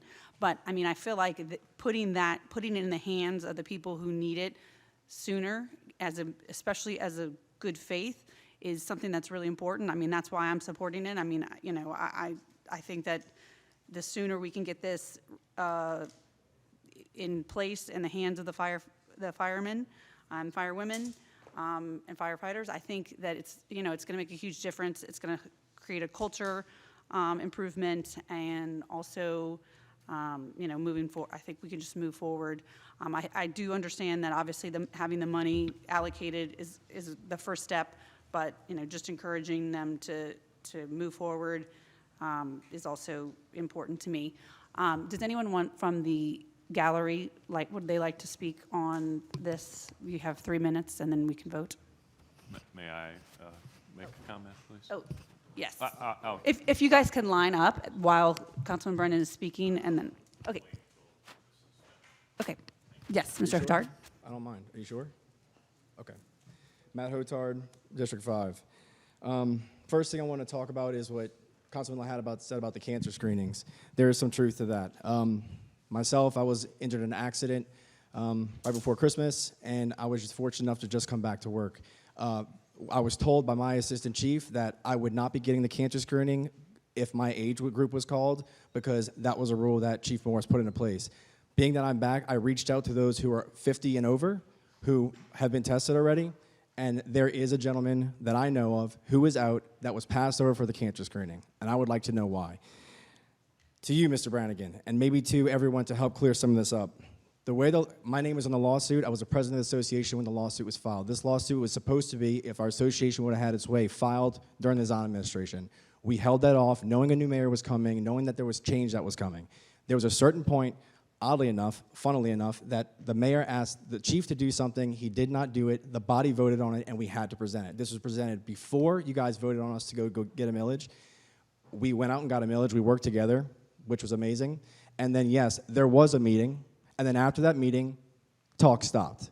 So you keep painting us as bad guys, and look, it's all relative, but at the same time, we believe we have done what we're supposed to do. As far as amendments, lawsuits, there are amendments. Amendments take time. She is right, this is very complicated, and this lawsuit has been amended more than one time, and that amendment has to do with the pay plan. So last year, right before Christmas, when we were served with the pay plan, which was showed that our 2% were taken away and that we are essentially capped. I've said this before, myself, as a 30-year, if I make it to chief, will never make what a chief is making right now. So the pay plan in our ours, I'll toe the line, is wrong. So this lawsuit has been amended, and those amendments do take time. Our attorneys have been speaking. They have been speaking. We know that. There's a meeting coming up, a mediation, or there's supposed to be anyway. So, we keep finding ourselves hearing these things. I mean, at the end of the day, I remember having to make the phone call to ask Chief Morris why this pay plan was put into effect. And I was told, for every action, there is an opposite and equal reaction. What does that mean? The only thing I can think of is that we are doing something and it's not liked. I have been up here multiple times, and it's very unfortunate that most of the stuff I say, people don't like to hear. I don't like doing it, to be honest with you. But this is extremely important. The whole lawsuit, everything, all of this is so important. I appreciate those of you who support this. I appreciate you meeting with the association and members of the fire department. At the end of the day, this probably could be worked on, but like you said, it's been going on for 3 years, and now it's getting the attention. 3 years, and now it's getting the attention. This should have been looked at, I don't know, a while ago. Thank you for your time. Does anybody have any questions for me? Mr. Hotard. Yes, sir. You said that you went to who did you go to with pay plan issues, specific pay plan issues? The mayor, the fire chief, the assistant chief? Who did you go to? I'm sorry, in what context, pay plan Well, issues? you said that it's in regards to the pay plan, and y'all met. Now, I thought I heard that you said y'all brought the issues. Did you specifically tell the mayor, the fire chief, the assistant fire chief, your attorney, what the yes, sir. issues No, are? I completely understand what your question is. Are you speaking about the pay plan that's in effect right now? Yes. Yes, sir. Yeah, So that's what's in the, that's what's yes, in the, so yes, sir. May I that's answer? where the problem's at. May I answer? Yeah. Yes, sir. So this pay plan was given to everyone of the fire department. I mean, I'm sure you could ask Chief Dyer and Chief Morris, but there was multiple meetings from multiple members of the department, whether they're in the association or not, about the pay plan. Now, as far as that goes, we have an ongoing litigation at that point. This was looked at by our attorney, as any attorney would look at, and it was deemed that this is not being done right in our eyes. So then I would imagine that's what she was speaking about, where our attorney called the other attorney and said, hey, do you mind if we amend this? Yes, send the amendment, right? I mean, I'm not an attorney, but I'm pretty sure that's how it worked. So yes, to answer your question, not only did myself, because I did, but multiple members of our fire department went and sat and said, how can this be? Why is this? To the fire chief. And with all due respect, I mean, at that point, when I was the president, there was no longer an open line of communication with the mayor. And I don't feel prudent that I should then jump my fire chief and go straight to the mayor about that, because that pay plan was put into effect by our fire chief. Well, Chain of command. I'd like to know, Michelle, I'd like to know, we're going to have to get with Craig. I want to know when we knew about what the problems are with the pay plan that Mr. Hotard said that they presented. So we can't answer that right now, but I'm going to call Craig tomorrow, because I want to know when he knew what the issues were. Like Mr. Hotard just said, they went to their attorney. So we're going to have Craig ask Brandon. I want to know if Craig knows what the issues are. This is ridiculous. I would agree. Can I Is make that a it? comment, Council President? Yes, Council, or Mayor. No, look, George, it was, Matt and I talked before any lawsuit was filed about it. And he's the one that told me that the association voted to file a lawsuit. And that's pretty much how we knew a lawsuit was coming. The lawsuit isn't about did we follow the state law, it's the kind of the addition, the math, the salaries within each individual, it's going to be each individual firefighter. So I've asked, look, it's hard to do. I'm not sure they can do it. I don't know if we can do it, and that's where we are today. And Matt, I said, start with you. Show me what's wrong with yours. And I mean, that's where we should start. You say something's wrong with yours. The fire chief said, this is the pay plan, and you should be getting this. He's got to show me what he did. So point out what's wrong. That's the first thing. Everybody's got to tell the attorneys what's wrong with it. Like, Matt Hotard, this is what's wrong with it. That's going to get to the bottom of it. But I'm not sure it's that easy. 'Cause if it was that easy, we wouldn't be sitting here talking about this. Right, and it's the most complicated pay plan I've ever seen anywhere. And look, another But caution. is there something wrong with your pay plan? Is there something wrong with your pay plan? Are you talking about my actual pay? You, Matt Hotard, is there something wrong with yours? Yeah, I mean. Okay, so what is it? I mean, that's, the mayor just said he asked you to tell him what was the problem, and obviously you didn't tell him. That you're taking this, look, this is, this Okay. is out of context. George, I think we're getting Listen, into I- some legal things here Yes, that we need to let the lawyers talk about. Yeah, I would Yes, agree. Let's say that because. Yes. Thank you for your time. Yes. Yes, if you have 3 minutes, if you can introduce yourself. Brian Drum, captain on the Kenner Fire Department. There is a problem with my pay. My 23rd year anniversary, I did not receive 2%. Along with the 3 guys that I got that are still working on the department today. Can someone tell me why on my 23rd year anniversary, I didn't receive 2%?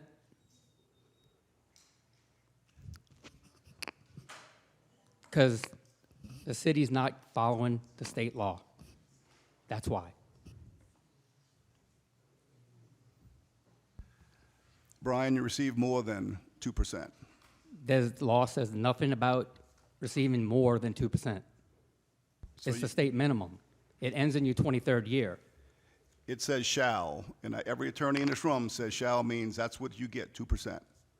And you got more than 2%. We'll go back, if you want us to take money away from you and follow the shall, I'm sure, you know, it'd be. Most of my percentages weren't raises. Also, there were settlements when I got on.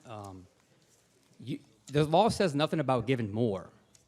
It's the minimum, and the minimum ends in the 23rd year. And in my 23rd year, I did not receive it along with the guys that I got hired with. And it's been proven, there's a court case. It's been ruled on. So I want to know why the city's not following the state law.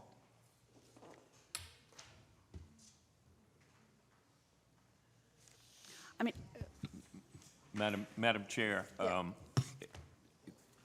and please, I'm, with all due respect, sir, in my opinion, this is not going to get settled here and get settled during this meeting. This is the minimum, though, that we went to. Sir? On December 28th, 2004. Excuse me. I mean, Sir. 2024. Sir, I understand that. This is not going to get settled at this meeting and decided upon. This is, Does it need to go into another lawsuit? Because this is a separate lawsuit. if you're going to... I attempted to reach out to try to mend these things, to try to show that it's already been proven, it's already been ruled on, that the state minimum ends in your 23rd year, after your 23rd year, through your 23rd year. The point I'm trying to make, So why sir, didn't I receive it in my 23rd year along with the guys that I got hired with? I have nothing to do with payroll. I have no answer for that. My suggestion is this could go on for everybody to come up and say the same thing. It's not going to get settled here. It's not going to get decided here. This is something that the attorneys need to sit down and discuss. And I think the best thing to do at this juncture is respectfully to request that this be deferred for at least a meeting or two so that the attorneys, and I would ask that our attorney, whether it's the outside counsel, city attorney, reach out to the other person's attorney, and let's get this thing resolved and get this thing settled.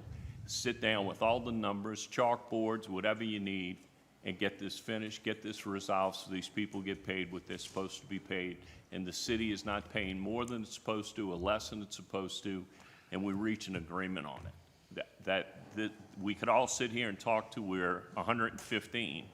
This is not going to get solved. This is not going to get resolved this evening.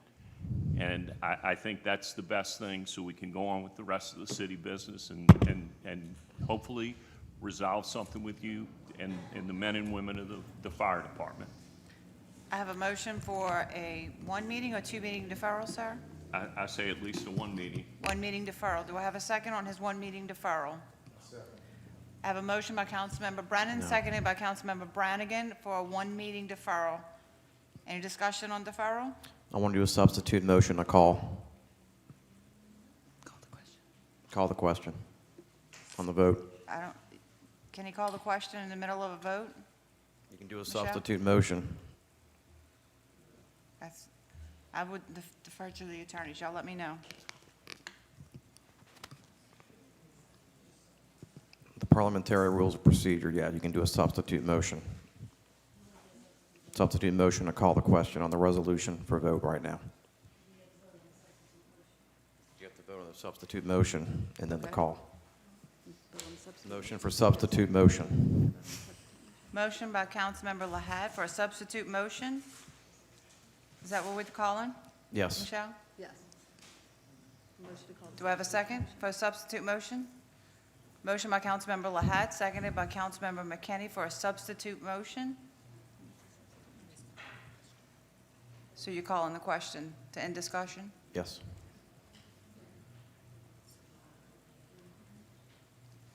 All council members in favor of calling the question, ending discussion, is that what we're voting on, Michelle? That's what he's. Correct. Yes, that's what he's voting. Call the question and vote on the resolution. To end all discussions on this matter, yes. And to vote. Motion by Councilmember Lahat, seconded by Councilmember McKinney, to call the question and end all discussion. All council members in favor of calling the question, please say aye. Aye. Opposed, please say nay. Seeing none, motion passes to call the question, 7-0. Back to your original motion on the resolution. Motion by Councilmember Lahat, seconded by Councilmember Wilmot. All council members in favor, please say aye. Aye. Opposed, please say nay. Nay. Motion passes 5-2. Councilmembers Brannigan and Brennan are opposed. Item 14 is items removed from the consent agenda. We have none. Item 15 is acceptance of contracts and similar matters approved by the mayor. Item 15A is summary ordinance number 14,149, an ordinance amending ordinance 13,091 adopted April 2nd, 2026, which approved an agreement with Roofing Solutions LLC to correct the not-to-exceed amount. Motion by Councilmember Lahat, seconded by Councilmember McKinney. Is there anyone wishing to speak on this item? Hold on, where are we? Just 1 second, please. Council members in favor, say aye. Aye. Aye. Opposed, say nay. Seeing none, motion passes 7-0. Item 15B is summary ordinance number 14,150, an ordinance amending ordinance 12,765, authorizing use of the existing state contract number 440030826 with W.W. Granger Incorporated to increase the annual not-to-exceed amount by $150,000 annually for a new not-to-exceed amount of $300,000 annually for the Public Works Department.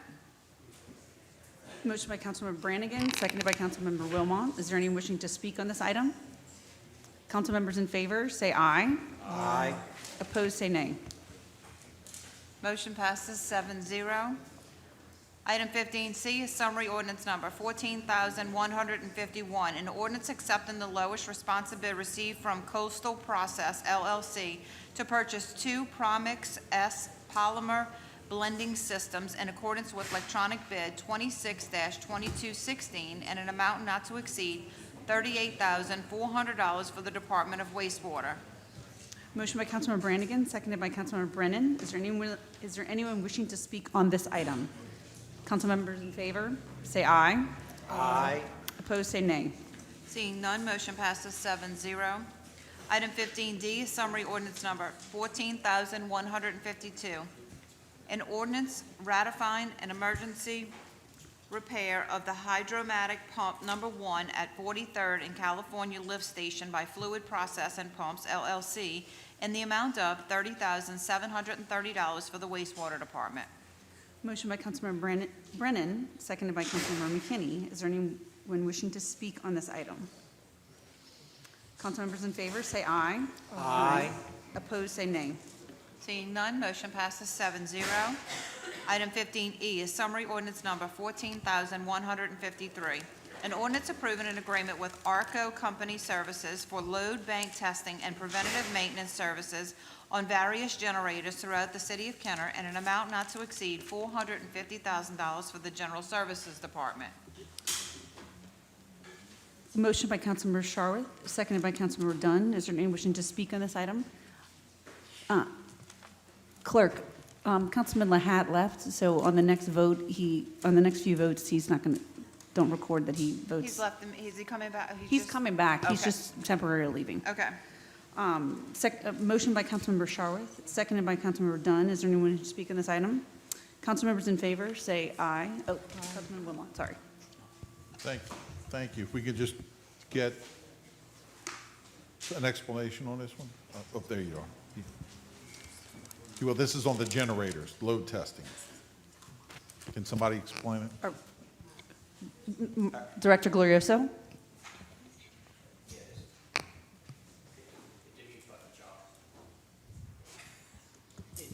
Your own system, Mark.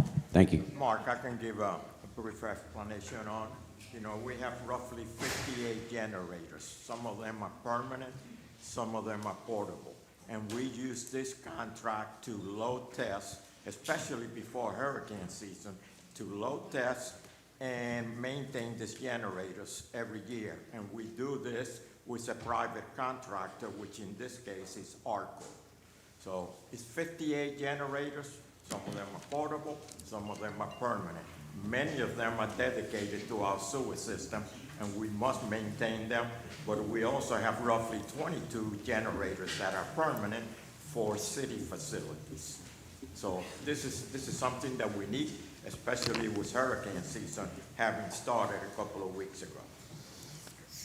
I appreciate the explanation, and that answers my questions, and I was wondering the numbers, and so it's 58 and 22. We have roughly 58 generators. 36 of them are dedicated to our sewer system, where there is a wastewater treatment plant with 6 permanent generators and 15 for portable generators that we move around, you know, to keep sewer lift stations in operation. We have 84 sewer lift stations.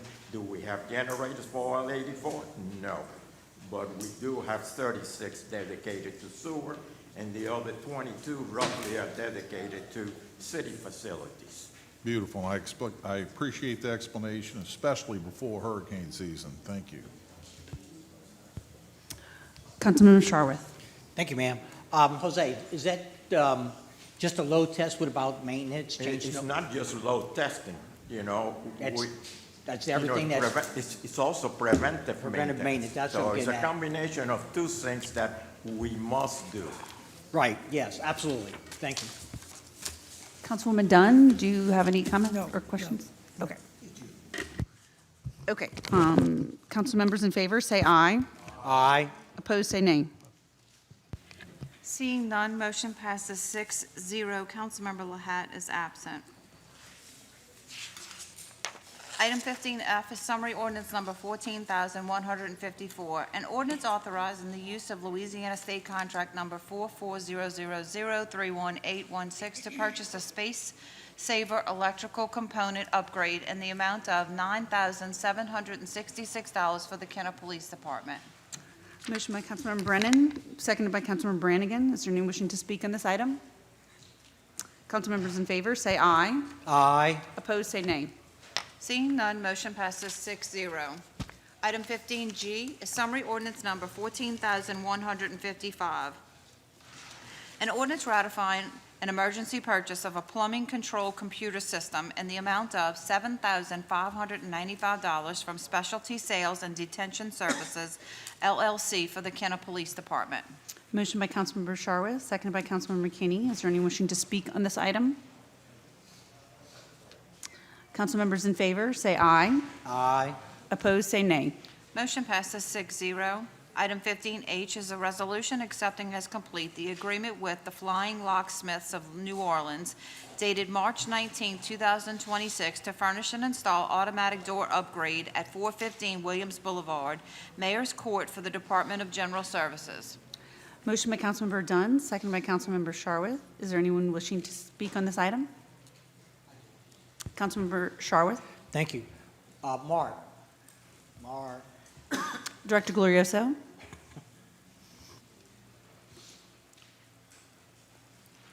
Could we get the non-flying locksmith?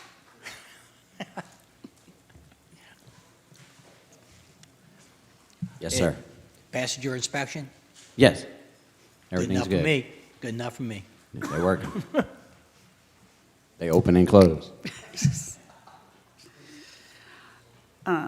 Council members in favor, say aye.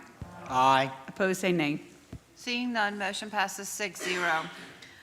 Item 15I is a resolution accepting as complete the agreement with CDX Construction LLC dated May 19, 2025 regarding the restroom facility at Buddy Lawson Playground for the Department of Parks and Recreation.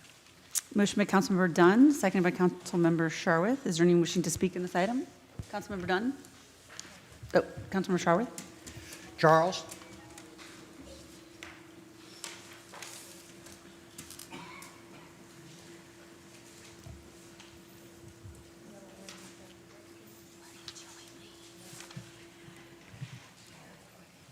Yes, sir. You good with it? Yes, sir. Good enough for me. Thank you, Director Lund. Is there, council members in favor, say aye. Aye. Opposed, say nay. Seeing none, motion passes 6-0. Item 16 is ordinances and resolutions in summary for first reading. Item 16A is the summary ordinance number 14,157, an ordinance approving a cooperative endeavor agreement with Inclusive Care Community Investment Incorporated to provide a medical clinic and pharmacy. Item 16B is the summary ordinance number, I'm sorry, y'all. Item 16B is an ordinance approving an agreement with Digicom Systems Incorporated for maintenance and support for the DigiCourt paperless court system and AMS DigiCourt collection module in an amount not to exceed $34,100 for the clerk of court.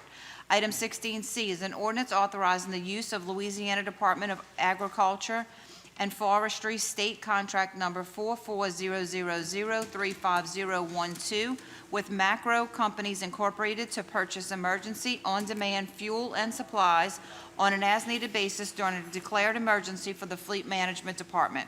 Item 16D is an ordinance accepting the lowest responsive bid received from Edward J. Laperouse Metal Works Incorporated for Buddy Lawson Gymnasium roof replacement in accordance with seal bid 26-6966 and an amount not to exceed $197,138 for the General Services Department. Item 16E is an ordinance accepting the lowest responsive bid received from Reliable Foundation, LLC, to remove, furnish, and install exterior doors at Rivertown Theater in accordance with seal bid 26-6968 and an amount not to exceed $44,900 for the General Services Department. Item 16F is an ordinance accepting the lowest responsive bid received from GovConnection Incorporated for the purchase of 691 WatchGuard off-point license renewal in accordance with electronic bid 26-3089 and an amount not to exceed $8,416.38 for the Information Technology and Telecommunications Department. Item 16G is an ordinance approving an agreement with Andre Molodou, MD, for medical administrative services and an amount not to exceed $30,000 annually for the Kenner Fire Department.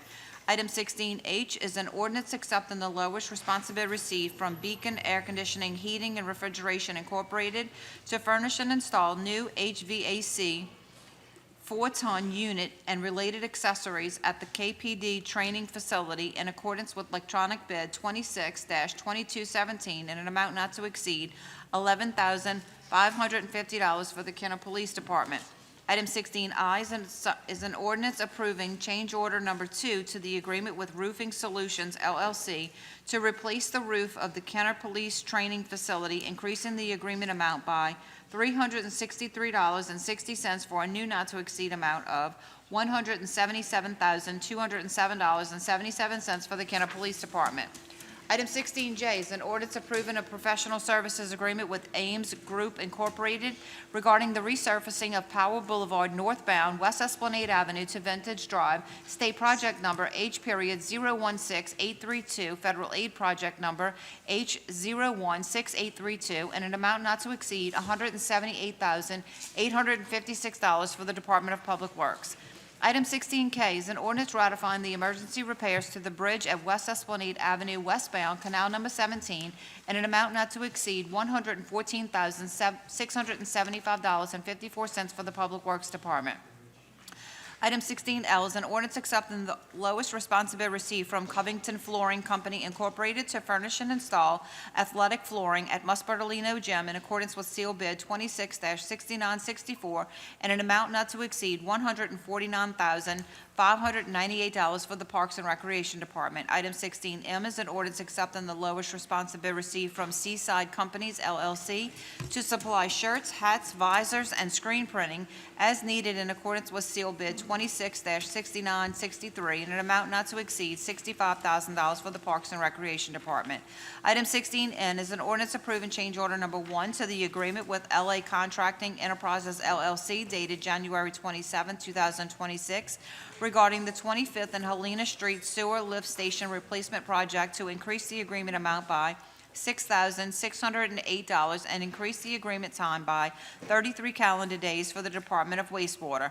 Item 16O is an ordinance accepting the lowest responsive bid received from Norfolk Bearings and Supply Company, Incorporated, to purchase one U.S. Motors Titan 200 horsepower motor in accordance with seal bid 26-6971 and an amount not to exceed $54,760 for the Department of Wastewater. Item 16P is an ordinance ratifying the emergency repair of the Yeoman's Pump Number 1 at 35th and Ole Miss Lift Station by Precision PSI LLC in the amount of $12,916.76 for the Wastewater Department. Item 16Q is an ordinance ratifying an emergency repair of the southeast overhead door at Fire Station 379 located at 3343 Williams Boulevard by Ace Garage Door Company in the amount of $2,714 for the Kenner Fire Department. Item 16R is an ordinance approving an agreement with Cannon Cochran Management Services Incorporated for insurance claims services in an amount not to exceed $119,025 annually for the legal department. Item 16S is an ordinance approving amendment number 7 to the agreement with Linfield Hunter and Junius Incorporated for professional services for a time extension relating to the Rivertown/South Kenner drainage improvements for the Department of Federal Program Compliance. Item 16T is an ordinance approving amendment number 1 to the agreement with Parish Engineering LLC to extend the agreement for professional engineering services related to the food bank generator for the Department of Federal Program and Compliance.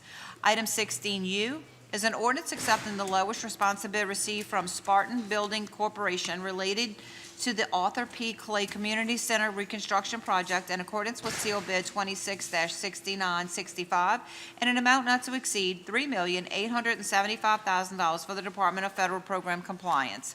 Item 16V is an ordinance approving amendment number 1 in the amount of $11,000 to the agreement with Burgess Rome Architects APAC for professional services relating to the Arthur P. Clay Community Center Reconstruction Project, bringing the total amount not to exceed to $451,495 for the Department of Federal Program Compliance. Item 16W is an ordinance accepting the lowest responsive bid to supply high-range waterway nozzles in accordance with seal bid 26-6973 for the Kenner Fire Department.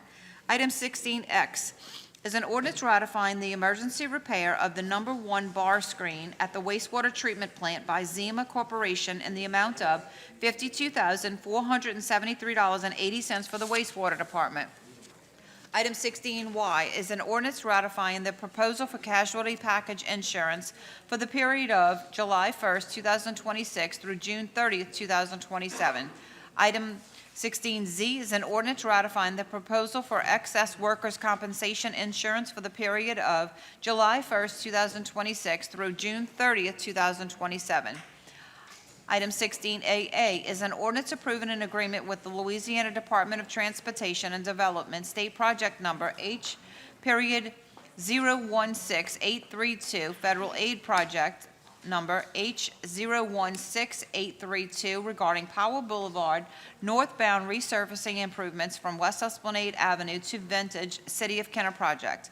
Item 16AB is an ordinance amending Chapter 15 Traffic and Motor Vehicles, Article 3, Section 15-34 through 15-46 of the Kenner City Code of Ordinances to repeal the Kenner brake tag requirements and provide for related matters. Item 17 is reports from the council and/or special committees.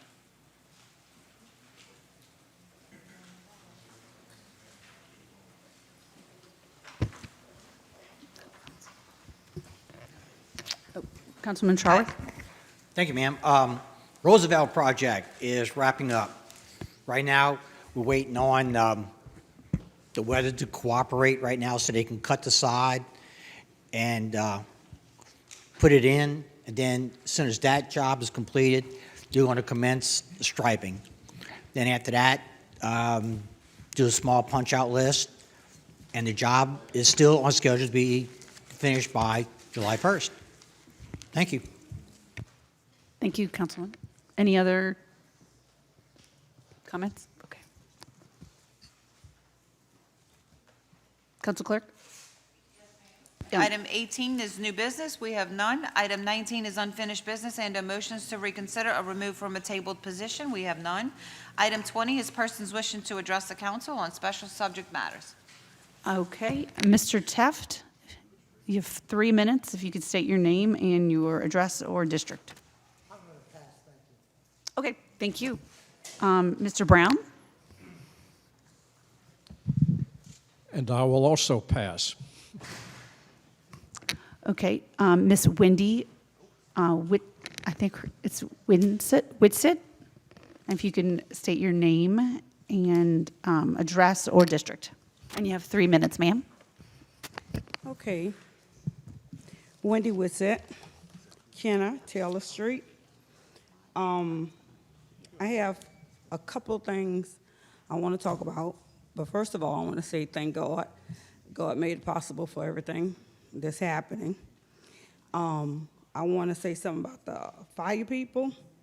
First, that I do think they need a raise, and that's just my personal opinion. And I do think they need whatever they deserve, they need it, and whatever they're fighting for, I wish they get it, according to the good Lord above. The second thing is, Roosevelt, I live off of Roosevelt, Taylor and Roosevelt, and I see they're working on the other side over there, which they're doing a great job. But my thing is, I want to know, can anyone answer this for me? On my side of Roosevelt, would they be any fixing up, or we just going to leave it a mess? It's scheduled. It's scheduled to go from West Metairie to Airline Highway. Okay. They're going to start fixing panels, and that is soon. Mr. Gonzalez can fill you in more on that. Okay. That's my main concern, because I live on Taylor and 10th, and I'm seeing all the stuff going on there. And they're looking good, don't get me wrong, but don't leave us out. We're on Roosevelt. And I want to say thank you to the mayor. The mayor did a good job, and he won the election, and I love it. And keep up the good work, you and your whole committee, all your people, and myself, because I helped a lot. Thank you, ma'am. Mr. Benetti, if you could approach, you have 3 minutes, and if you could state your address or your district. Walt Benetti, District 5. Do I really need to follow that? Anyway, I wanted to thank Councilman Lahat for prioritizing the 2% raise for the Kenner Fire Department, and all of the council and Chief Conley for working together to make that happen. As Councilwoman McKinney said, that is a first step, but it is only a first step. It will impact the morale short term for the Kenner Fire Department. It will impact retention, hopefully, but it is just a first step. More needs to be done. We need to change the culture of the Kenner Fire Department, not just the morale. We need to do a lot more as citizens and as a council and as an administration. It is incumbent upon 5 of you that are returning and the 2 new council members that are coming on to ensure that the 2% takes effect as of July 1st. That needs to happen. It cannot sit and collect dust, as Mayor Glazer said. It needs to happen. We also need other changes at the Kenner Fire Department, and I'm sure you will take that into account as well. Councilman Charworth and Councilman Brennan, I appreciate you. Thank you for your service.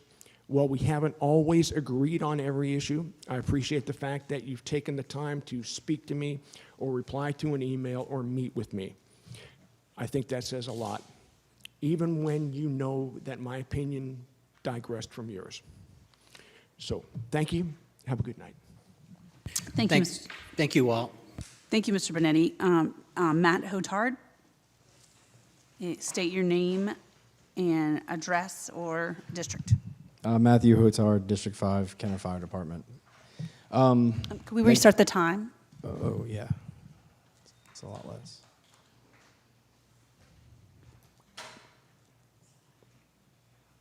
Thank you. Thank you. Firstly, thank you very much. I appreciate the 5 of you that voted. Greatly appreciated. One thing that I did speak on the very beginning that I didn't get an answer to, and I think it's important to get an answer to, was about the cancer screenings. The first thing the only thing I spoke about really was that we are not testing individuals who are out on long-term disability. And I would like to know the reason for that, because I've done research and I couldn't find anything on that. I'm also very grateful that this cancer bill, we are all grateful this cancer bill passed, that it was authored by Joe Stagney, and that we're able to get this testing because our job, more times than not, can give us cancer. So it's nice to have this in place. The issue that some of us have, again, I'm up here saying things that people don't like, is that this was put into effect over a year ago, and we just now started testing. We've had one individual, Jason DeSoto, who was diagnosed with pancreatic cancer, and Chief Dyer had a mass in his chest. Luckily, it wasn't cancerous, but it could have been. It wasn't until after that we started implementing the cancer screenings. I don't find that to be coincidental. The other thing I will say is that there's been a lot of talk about having a data bank of sorts to be able to track the cancer testings as they go over the year, which I think is a great idea. But what it seemed like we were doing was waiting for that to be in place to then start testing and losing out on valuable time.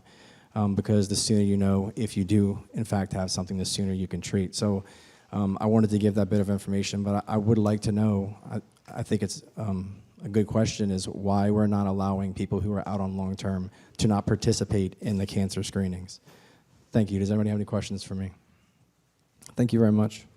Thank you, Mr. Hotard. And Mr. Nick Zavala. If you could state your name or district. Good evening, council members, If we could restart the time. members of the administration, and citizens of Kenner. My name is Nicholas Zalva, president of the Kenner Firefighter Association. Tonight, thank you, council, that passed Councilman Lahat's resolution and the budget amendment to reinstate the long-standing 2% cost of living increases. I want to thank Councilman Lahat for bringing this forward, and I want to thank the council members who have met, listened, and supported Kenner firefighters. These 2% cost of living increases are not new. They shouldn't be considered extra. They were a long-standing part of earning structure for Kenner firefighters. Removing them created a real harmful morale, retention, and long-term earning potential. And that matters because retention is public safety. Every firefighter who leaves to take experience, training, and local knowledge cannot be replaced overnight. Equipment, station, and tools matter, but they do not protect the public without trained firefighters on the trucks. The voters supported the millage to strengthen the Kenner Fire Department, including the pay and benefits needed to keep firefighters here. Reinstating these 2% cost of living increases is consistent with that promise. Brannigan, Kenner should not aim for the minimum, which the state statute most definitely does. Public safety cannot be built on barely getting by. Our citizens deserve a stable, experienced, properly staffed, and properly trained fire department. This amendment was a step forward in correcting a problem. It also recognizes retention is not just an employee issue, it's a public safety issue. Appreciate the cancer screening language. Firefighter cancer is real. Early detection matters, and these screenings should have established a baseline immediately and continued moving forward. So tonight, thank you. This council passed Councilman Lahat's resolution and the budget amendment to restore long-standing 2% cost of living increases. Lastly, I'd just like to also thank Chief Connolly and KPD for the measures they moved to make this happen. And also, Ms. Slade, that was in the audience and spoke very kindly about us. I appreciate everybody's effort on this. Thank you. Thank you. Is there anyone in the audience that wishes to speak? Fire Chief Morris. Yes, first of all, it's been some questions about the cancer screening. I want everyone here to know, and everyone does know, that I've been on the forefront with pushing this cancer screening. And cancer early detection, as well as the cancer registry for not just Kenner firefighters, but all of Louisiana firefighters, because cancer is real within the fire service. We have the highest prevalence of cancer rates of any profession in the nation. Just this morning, I was up at the Fire Retirement System Board meeting to speak on how do we connect with the retired people like you, because we don't have that. And they're pushing that, and they're all on board with that. While I was up there, the Mayor's Association member asked me to come speak to the mayors at their meeting in August to push this. So, no, it's not they're put on the back burner with this. We're on the forefront with this. We have the cancer registry, and Kenner is the hub of it. We met with Representative Stagney right after the bill passed. And everyone here knows, just because a bill is signed by the governor today, it's a process to implement the whole thing, to get the funding for it, and all these other things. And that's another issue. This is a moving project with us to look for the funding, to look for the funding and for it, because a lot of municipalities, whether you know it or not, are not paying for their firefighters to get tested, because they say it's a mandate from the state that's costing the communities money, that the state should pick up the funding for it. So it's a bunch of issues with this, as well as we have issues with the presumptive part of it. It's a whole lot of cancer stuff that goes on, that goes into it, and part of this legislation says that 50 and older and retired members get tested every 3 years, 40 to 49 get tested every 4 years, 20 to 39 get tested every 5 years. So the burden is not on the municipality to test their entire department at one time. And we're paying $1,400 per member for this testing. So you do the math, and how many people we have active. We have 135 or so active, and we have 63 retired. That's about 200 people. So it's not a small nut to crack, it's a large nut to crack with that. So, and I won't speak on the pay issues, because we're in litigation, and I'm the one that has to testify.